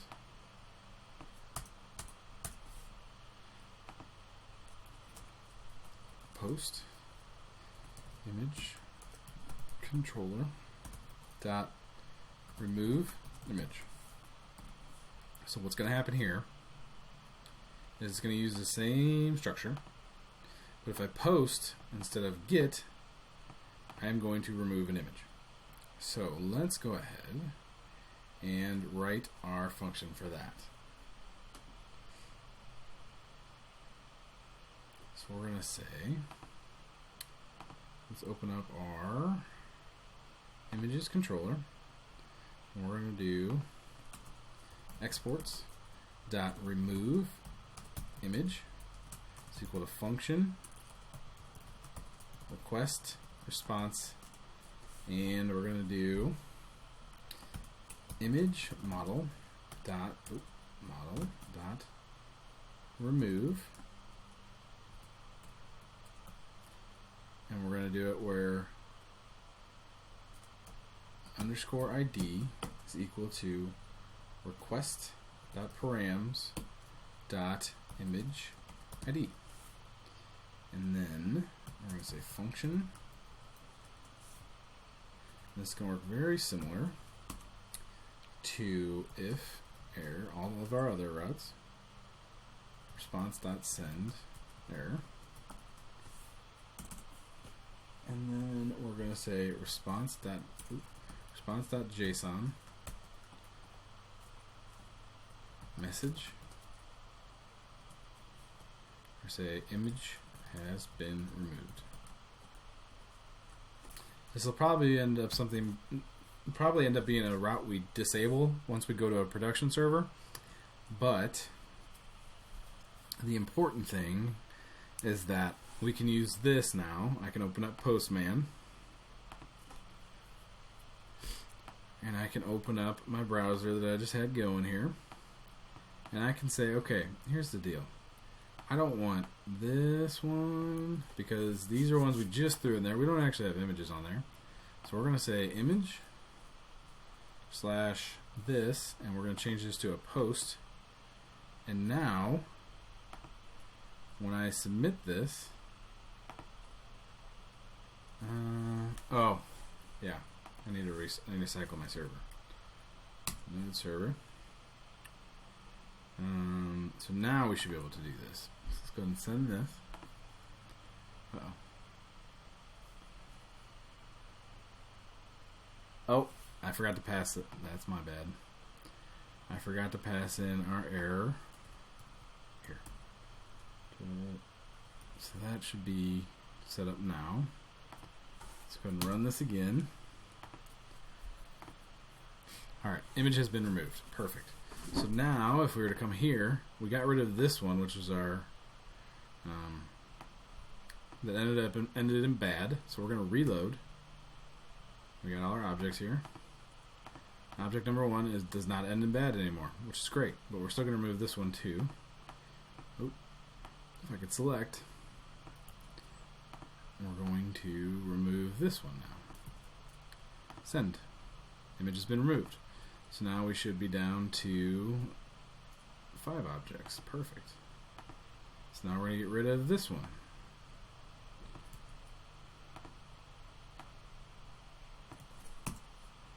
Done. Did that, we should be down to 4, and we are. So now we have a length of 4, which is good. And we're going to get rid of this one.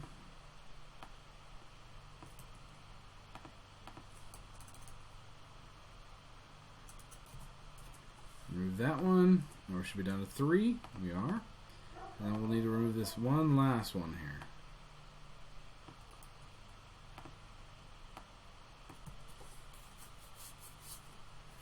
Alright. So now we should just have 2. We should have our movie file, and we should have our image file. And we do.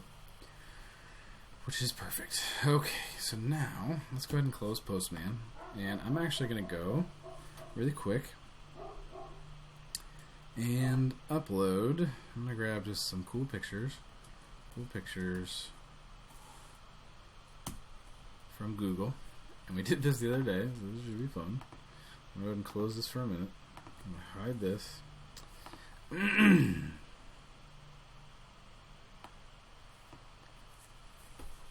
Oh. So we're going to save this file. Ooh, this one's kind of cool too. This one looks pretty cool. We'll save this one. Like that. Oh, that looks like fun. Save that one. Like this one. That's pretty cool. Let's go ahead and save that one there. Yeah, that's probably enough. Just to kind of get started here. Alright, so then we're going to do upload.html. Okay, so the first one is going to be fist bump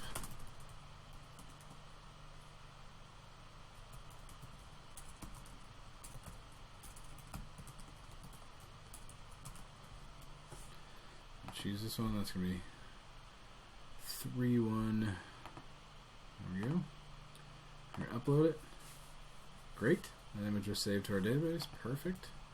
Alright, reload this. So we're going to do cool liquid. Glowing liquid tutorial that doesn't actually work.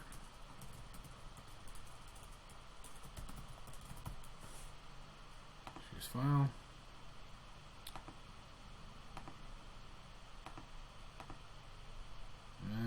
Which one is it? There we go. Upload that image. Great. Now we've got, and for those of you that are wondering why the images uploading so quickly, it's because it's all on the same system. So while we have a server set up on Node, it's actually on the same hard drive as the files that we're moving. So basically, it's just moving the file, which does not take very long. We're going to call this one cool wallpaper, cool earth, wind, cool earth pick, elements busting out of the earth. Choose file. Upload that image. I'm trying to think if I forget. Oh yeah. Hot car, flaming hot car, literally. Choose file. Upload image.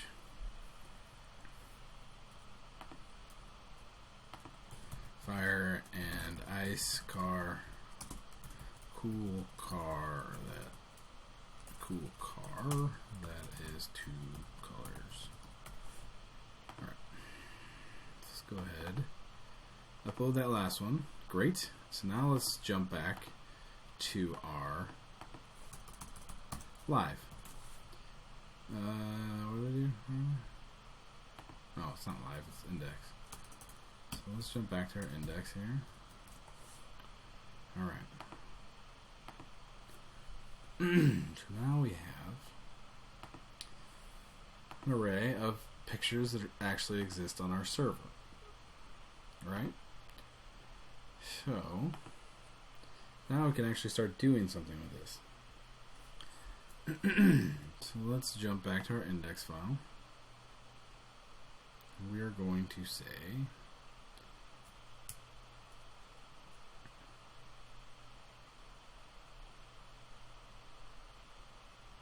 that's perfect. So we're going to come up here and snag crud. I'm going to have to undo some stuff here so I can get our structure because I forget what it was. Let's bounce back for a second here. Oh, too far. Let's grab this. There we go. Alright. Build all this out again. Okay.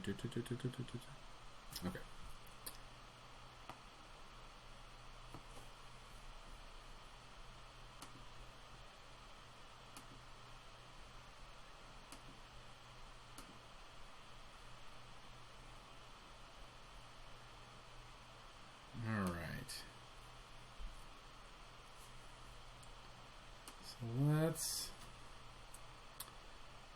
actually make this page happen. So we're going to build, so we're going to say let's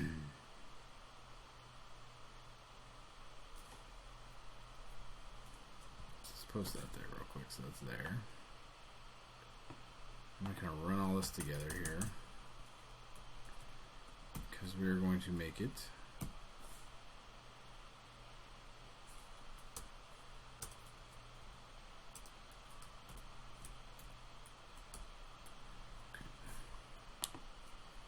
single quote somewhere in there? I don't see it. What the shit? There we go. It's coming together. Alright. So we're going to leave that like that. We're going to say var item is equal to that. So we're going to say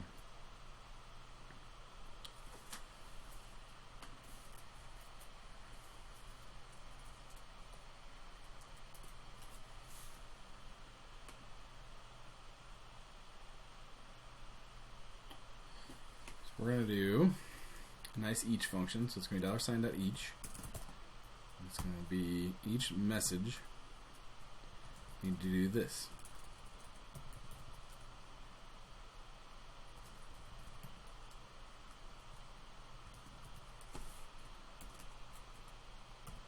So I'm just going to leave that variable there. And what I want you to do is I'm going to have this console log out each value. Right? That should do that.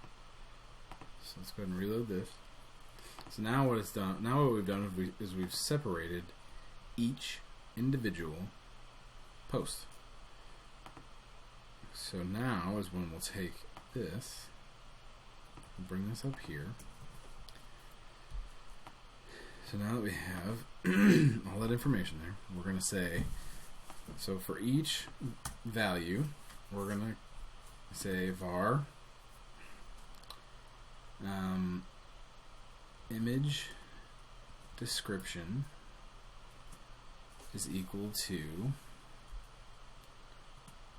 value dot image dis, and then we're going to do the same thing for var image path is equal to value dot image path, and we're going to do var image title equal to value dot image title. So now some people would just take these values, this value dot image title, which is the value object, and then the image title parameter on it. But the reason I don't do that is because if you ever want to manipulate that, you have to go back and redo it anyway. So we're just going to leave it as is. You know, I didn't do anything with the approved yet, which is fine. We'll keep tweaking as we go here, but upload date value dot uploaded date. Alright, so now we have all of our variables set up, and we can actually start plugging these things in. We're not going to put anything in here yet, but the source is going to be localhost 3000 / uploads or no, actually I don't think we need that at all. So I think we have that as part of our path. Yep. So all we're going to do is this, and we're going to do we're going to close it, and we're going to go plus. And what this is doing is this is basically going to allow us to kind of sneak our image path inside this. So you have your beginning string, so you can do single quotations around the outside and then do double quotations on the inside, or you can do double quotations around the inside and single quotations on, or sorry, double quotations around the outside and single quotations on the inside. Either way, you just can't mix and match. So right now, to break up this string, you would need a single quote, which is what we're doing here. So we're breaking it up, we're adding or concatenating the image path variable, and then we're concatenating the rest of the string onto the end of that variable. So that should take care of the path. And then for the description, we're going to put single quotes again, because we're going to break up our our string, and then we're going to concatenate what we need, which is going to be image description, and then I'm going to throw an H3 in here, which we'll have to style, but that's fine. And we're going to say, break up our string again with single quotes. We're going to do plus image title, and then plus. So now we're concatenating all the stuff on the end of that. We're not, let's do this. Let's throw a span tag in here for our date. Span.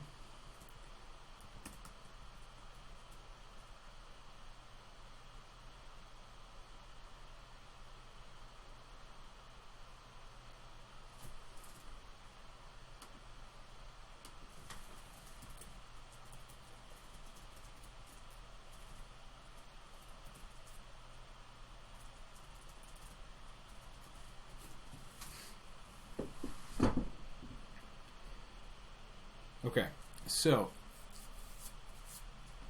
the last thing we're going to do is we're going to throw the date in here, just below the title, and we'll do single quotes to break it up again, and then we're going to do upload date. Oh, see, I forgot my pluses. That would have broken. So So you need your plus to concatenate that, and then another plus to concatenate the rest of it on the end of it. So now, if we were to save and we reload, we should see pictures.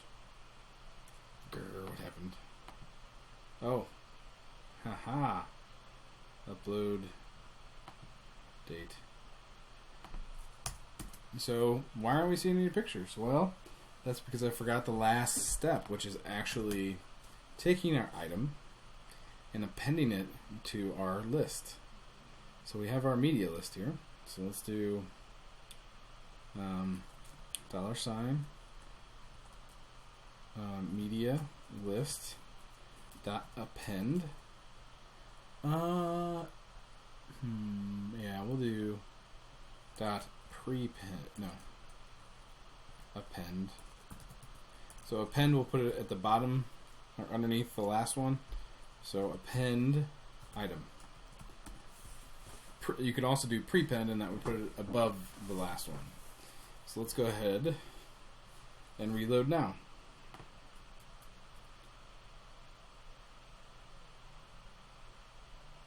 Well, that worked overall. Let's figure out why.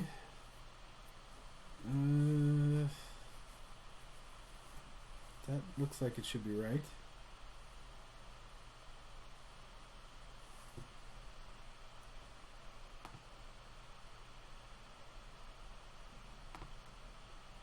Server uploads.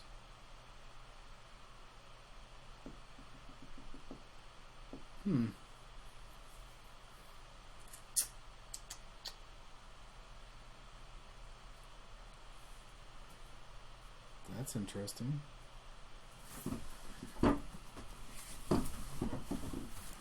Because I see the file there.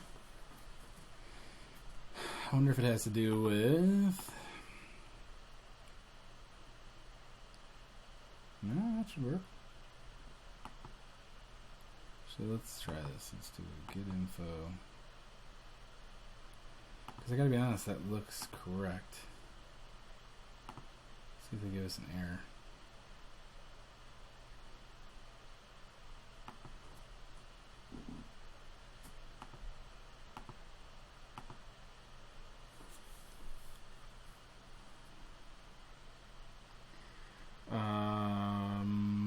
I think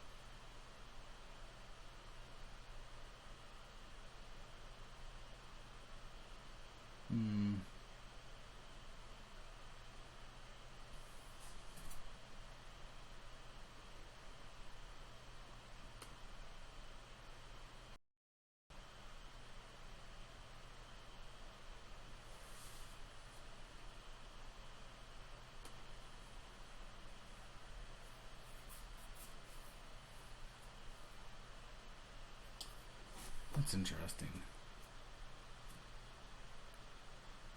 I wonder if it's because our route, I don't have a route set up for any of that. That's very possible.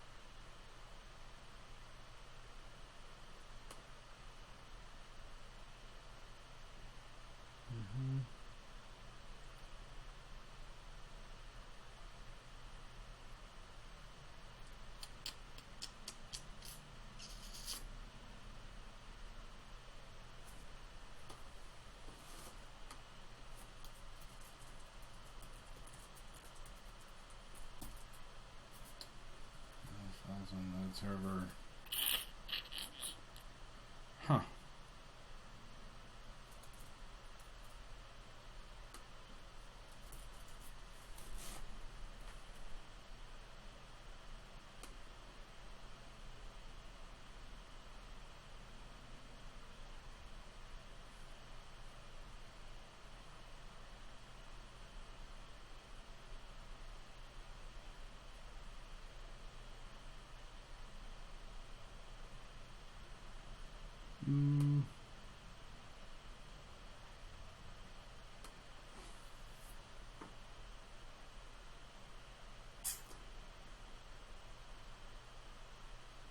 Why would this be 404?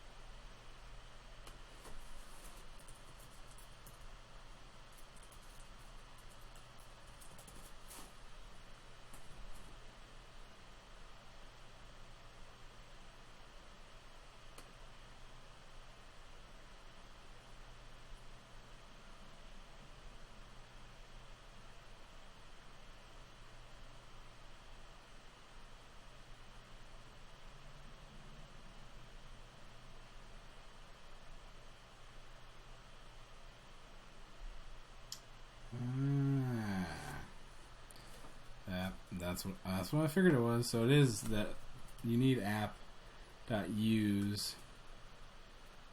express.static for uploads.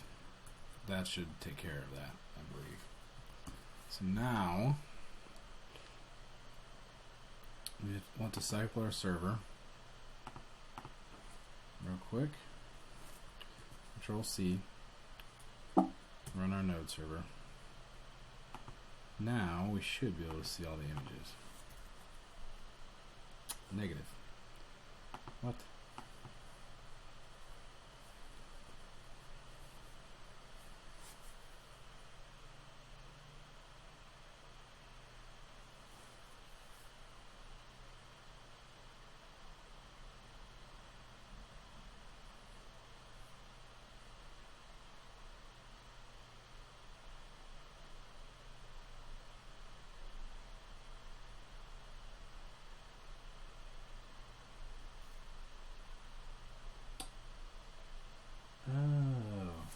Okay. So we're going to set up a new folder called public.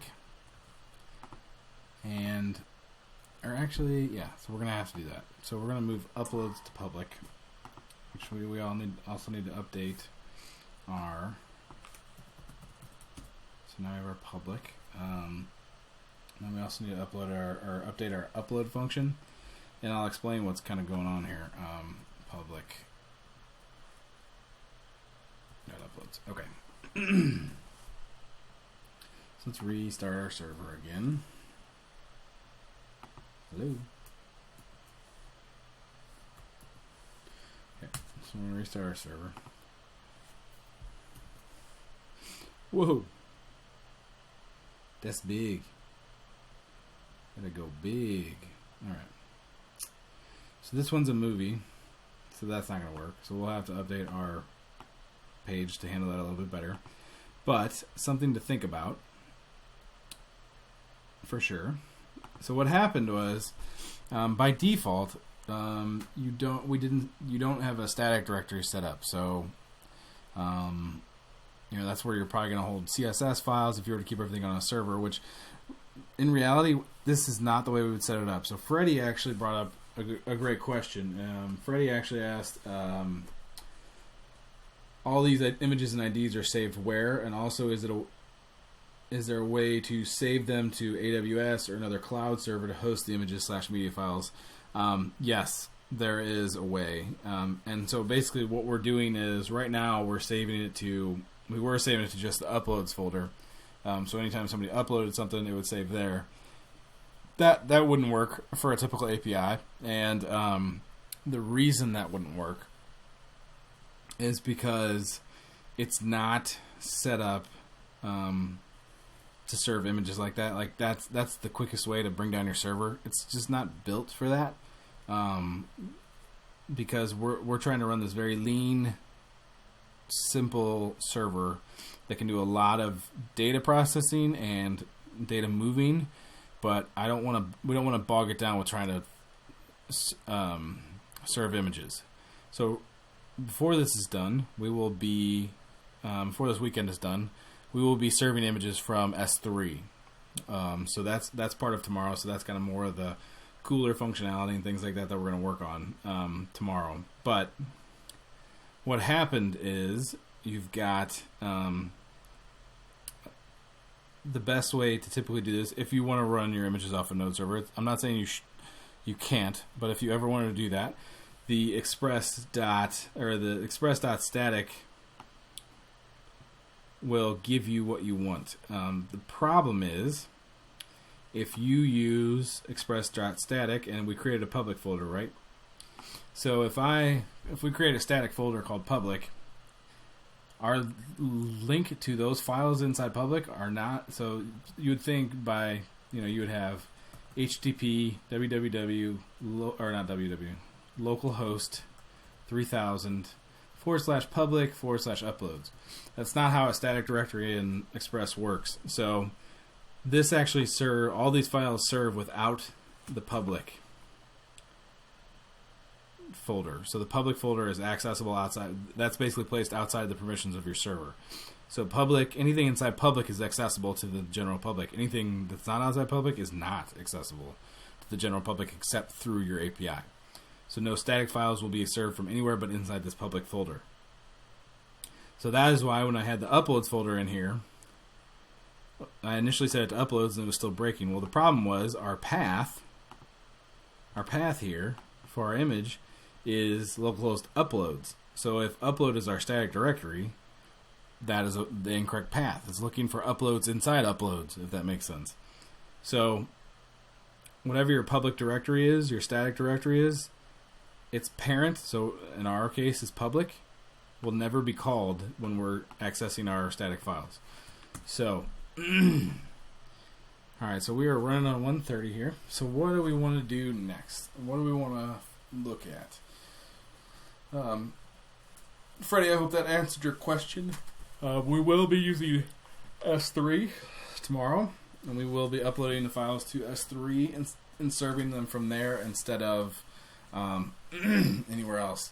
And initially that kind of seems like, well, that, what if we don't want to do it from S3? You don't have to. You can do it from your Node server.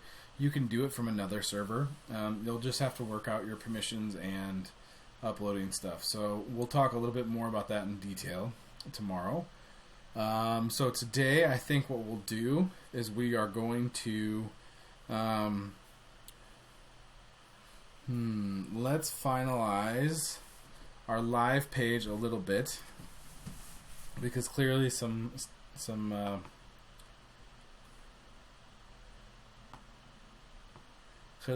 needs to happen. That looks fine there, but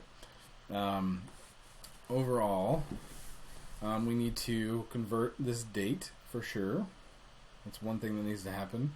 Make it a prettier date. I think we need to be able to serve that video. So we need to look into a JavaScript video player probably, because not everybody's going to give you a YouTube embed link or anything like that. I think most of the way I see this working is this is stuff that are coming from people's phones.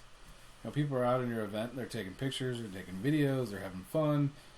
This is the way to do that, and this is not going to come from YouTube most likely. I think we'll leave that as an option, but I think most of the stuff's going to come from somebody's phone. So we need to be capable of serving it that way. So let's talk about video players a little bit.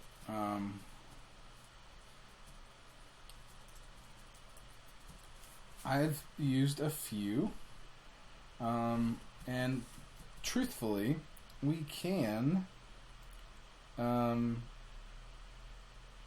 could try and use the HTML5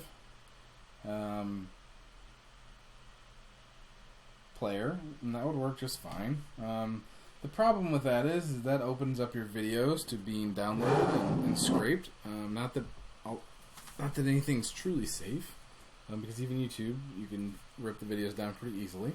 But you don't want somebody to be able to just snag it off really easily. So, real quick, let's take a break from this. We need to set up. This is something that we didn't really do. And something that we should take a look at, because we set up our image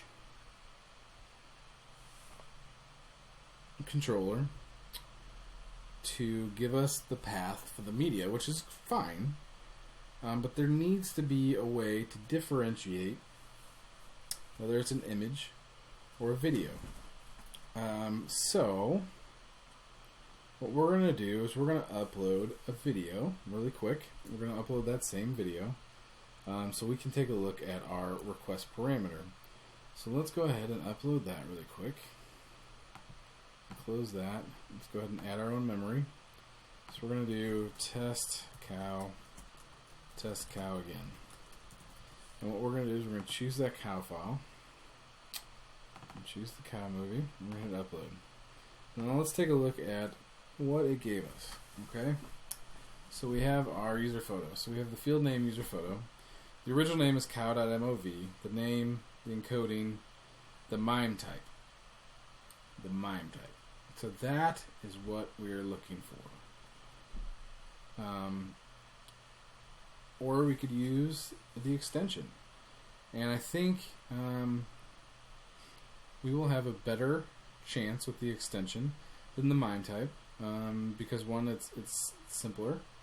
Two, it will allow us to have a little bit more straightforward check when it's coming in of what kind of tool it is. So we're not actually, it'll simplify what we need to update here. So here we have image title, image description, image path, approved, and uploaded. So let's go ahead and do image extension is equal to required.files, or not required, request.files.user photo dot extension, right?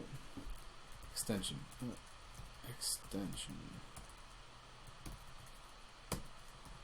Alright. So now we need to update our model as well. Just because we changed it there doesn't mean it'll change anything else. So we're going to go here and we're going to say image extension is equal to string. Alright. Let's go ahead and save that.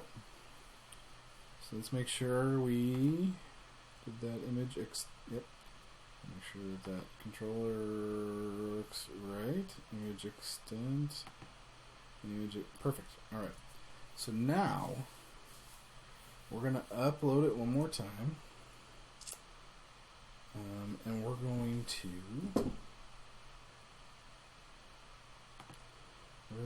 go ahead into this. So we have everything we need there. So I'm going to go ahead and remove this really fast with Postman. So that is not, so I'm going to get rid of that one, and I'm also going to get rid of our other one. So give me this one. Send it. Removed our file. Now we're going to get all our images here, I think.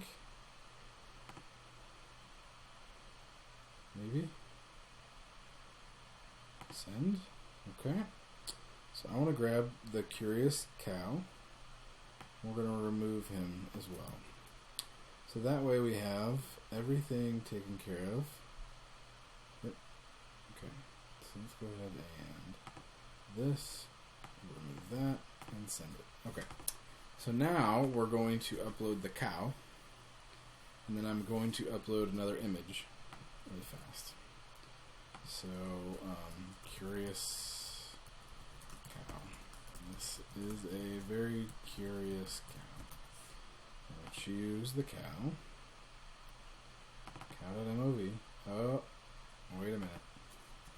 Cycle, cycle, cycle. Okay, now we're going to upload the image. Alright, so now everything went up there. And now we should have the image extension as MOV. Then we're going to back up really quick, and I'm going to upload day 5 crash course. Here is the thumbnail from the day 5 crash course. Alright, choose a file. We'll jump into the, no, we don't have to. It's right there. And we're going to hit upload. Alright, so that's uploaded. And now you see we have the image extension JPG for JPEG. So now we have everything we need to kind of test a little bit here. I'm going to leave the rest in there because we want to make sure that we can make this happen. So let's go ahead and we're going to go into index here. So we're going to say, move this over. Oh, hold on. Oops. Let's move this here. And we're going to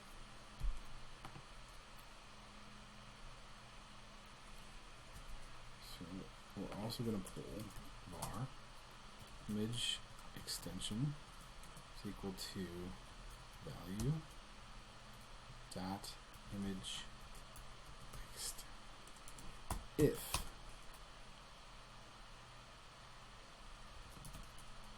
actually let's see what that looks like real quick. So I'm going to console.log image just so we can see what it looks like when it comes through. And close that. Let's go ahead and back up a little bit here. Let's go ahead and reload. And then we're going to run down here.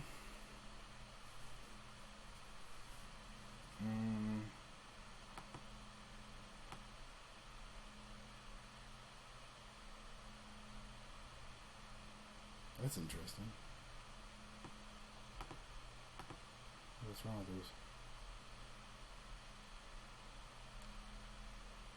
those? Yeah. That's not gonna work. Yeah, I know what happened there. Okay. So what happened was, because we uploaded where it was, or changed where it was going, it threw that public folder on there, which is fine. That just breaks our path, is basically what happens. Oh, that stinks. So, alright, let's go ahead. Let's bring Postman back up real fast.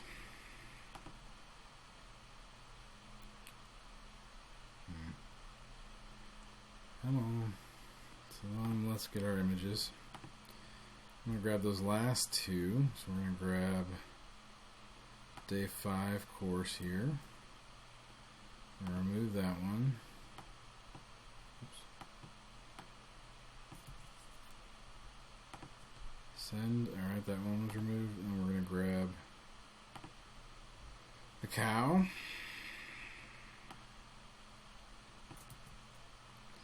And we're going to do this. Remove that one. Okay. So now we got to go into our server really fast and update how we handle. This is actually going to be done in the index control or the image controller. So instead of getting the extension, we're going to do it. It is. Oh, no, extension's fine. So instead of the path, we're going to snag. We're going to say upload uploads, and then we're going to concatenate. Instead of the path, we're going to grab the name. Not the original name, but the name. Because the original name would be what the file was, but we're actually only looking for the name of what it ended up being. So now we should be able to snag that.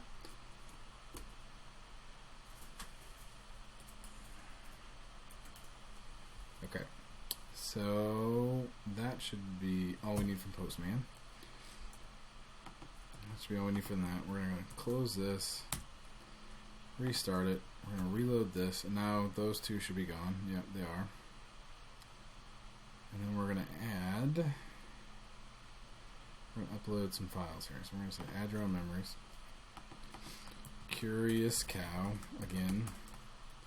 Curious cow is really curious. Choose file. Cow movie.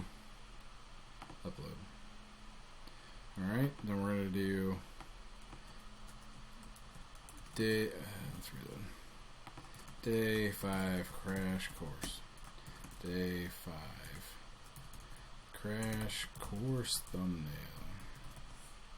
Choose that. Day 5. Okay. Upload the image. Okay. Now, if we were to back it up. Oh, too many. We reload. Now we have Crash Course 5 and Curious Cow.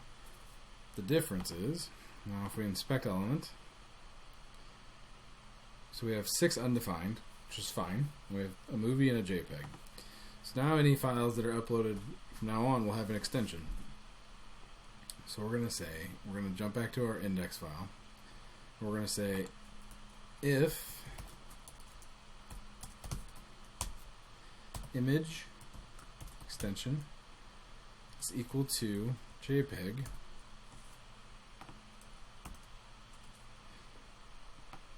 our item looks like this. Else, our item's going to look a little different. So everything's going to look the same, except for I think we're going to get rid of an href. We're going to get rid of this href. We're going to save that for a second. Now let's look at just HTML5 video, I think, and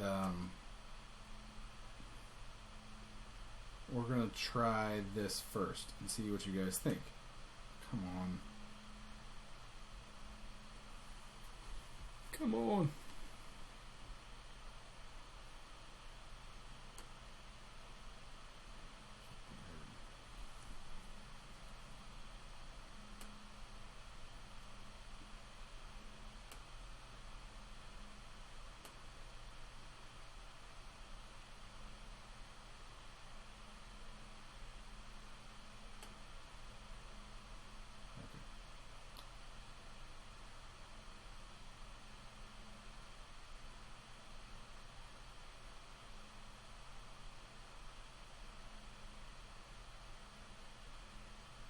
Alright, so let's do this.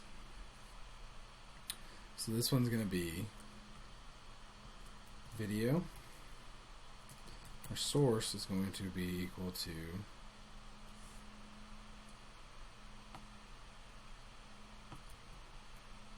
this. So I'm going to get rid of this image. Okay.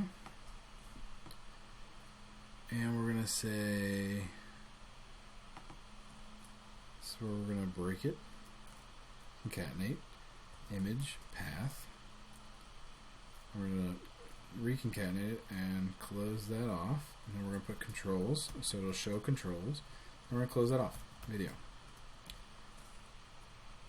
So now, if we were to reload, oh. Else if, my bad, image extension is equal to MOV. And eventually we'll have a much more selective type of check. Otherwise, if it's neither, we're just going to assume it's a JPEG at this point. So now, things should load just fine. Images look good, look good, look good, look good. And we have this big crazy cow that is not styled at all. But, make the sucker wider, Should be able to see this whole cow. And we can play it. So I mean that is, you know, the catch being there that we need to throw some styling on this thing probably. Probably need to grab our styles, our layout, and we'll probably throw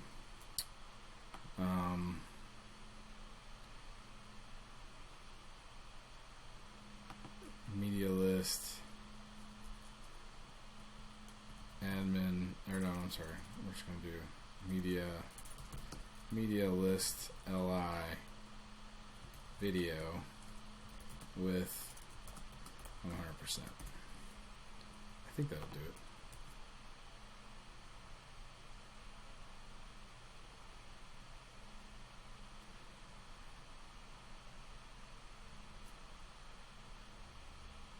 Yeah, that should.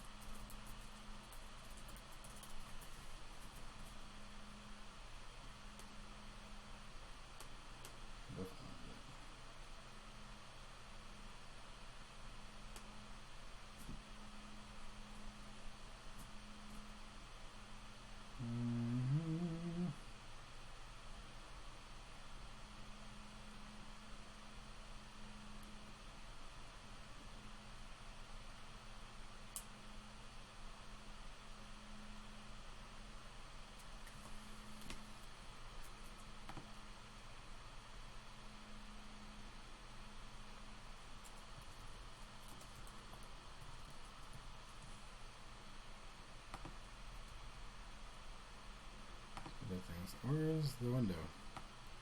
There it is.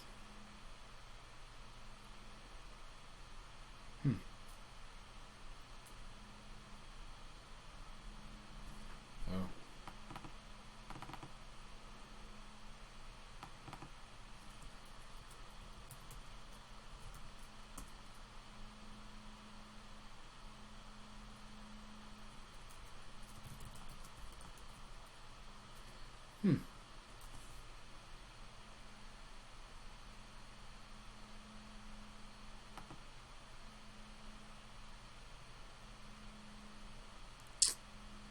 Intrigued with why that's not working. Let's go ahead and come down to this. I'm just going to do style equals with 100%, and that'll fix it for now.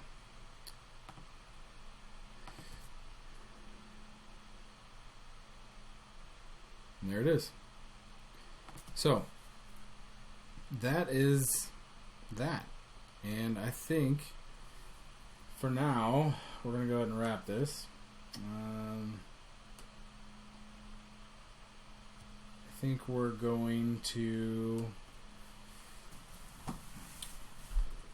figure out what we want to do for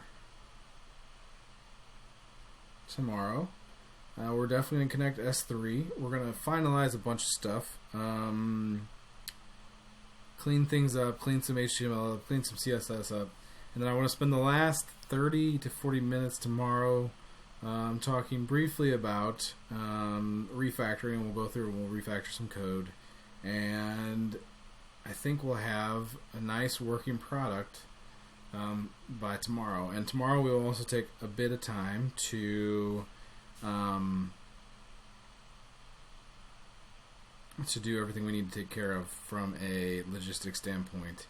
As far as we're going to get some stuff uploaded to a server, we're going to spin up a DigitalOcean box and then throw some stuff up there, and I'll show you guys how to handle that. And then, yeah, I think that'll cover most of it. So thank you guys for watching today. If you guys have any questions, I'll be on Slack for the next 10 or 15 minutes. I will push this code right now so you guys can kind of take a look at what we've been doing. I know that Socket.io is kind of a little crazy. We'll have to see. So how that plays out. If you guys have any questions after looking at the code, I will be around tonight. So feel free to ping me via or Slack or email, and I will respond. And I have a bunch of code reviews coming your guys' way tonight as well. So thank you guys for your participation, your questions, and I hope everybody has a fantastic rest of the day. Take care, DIYers.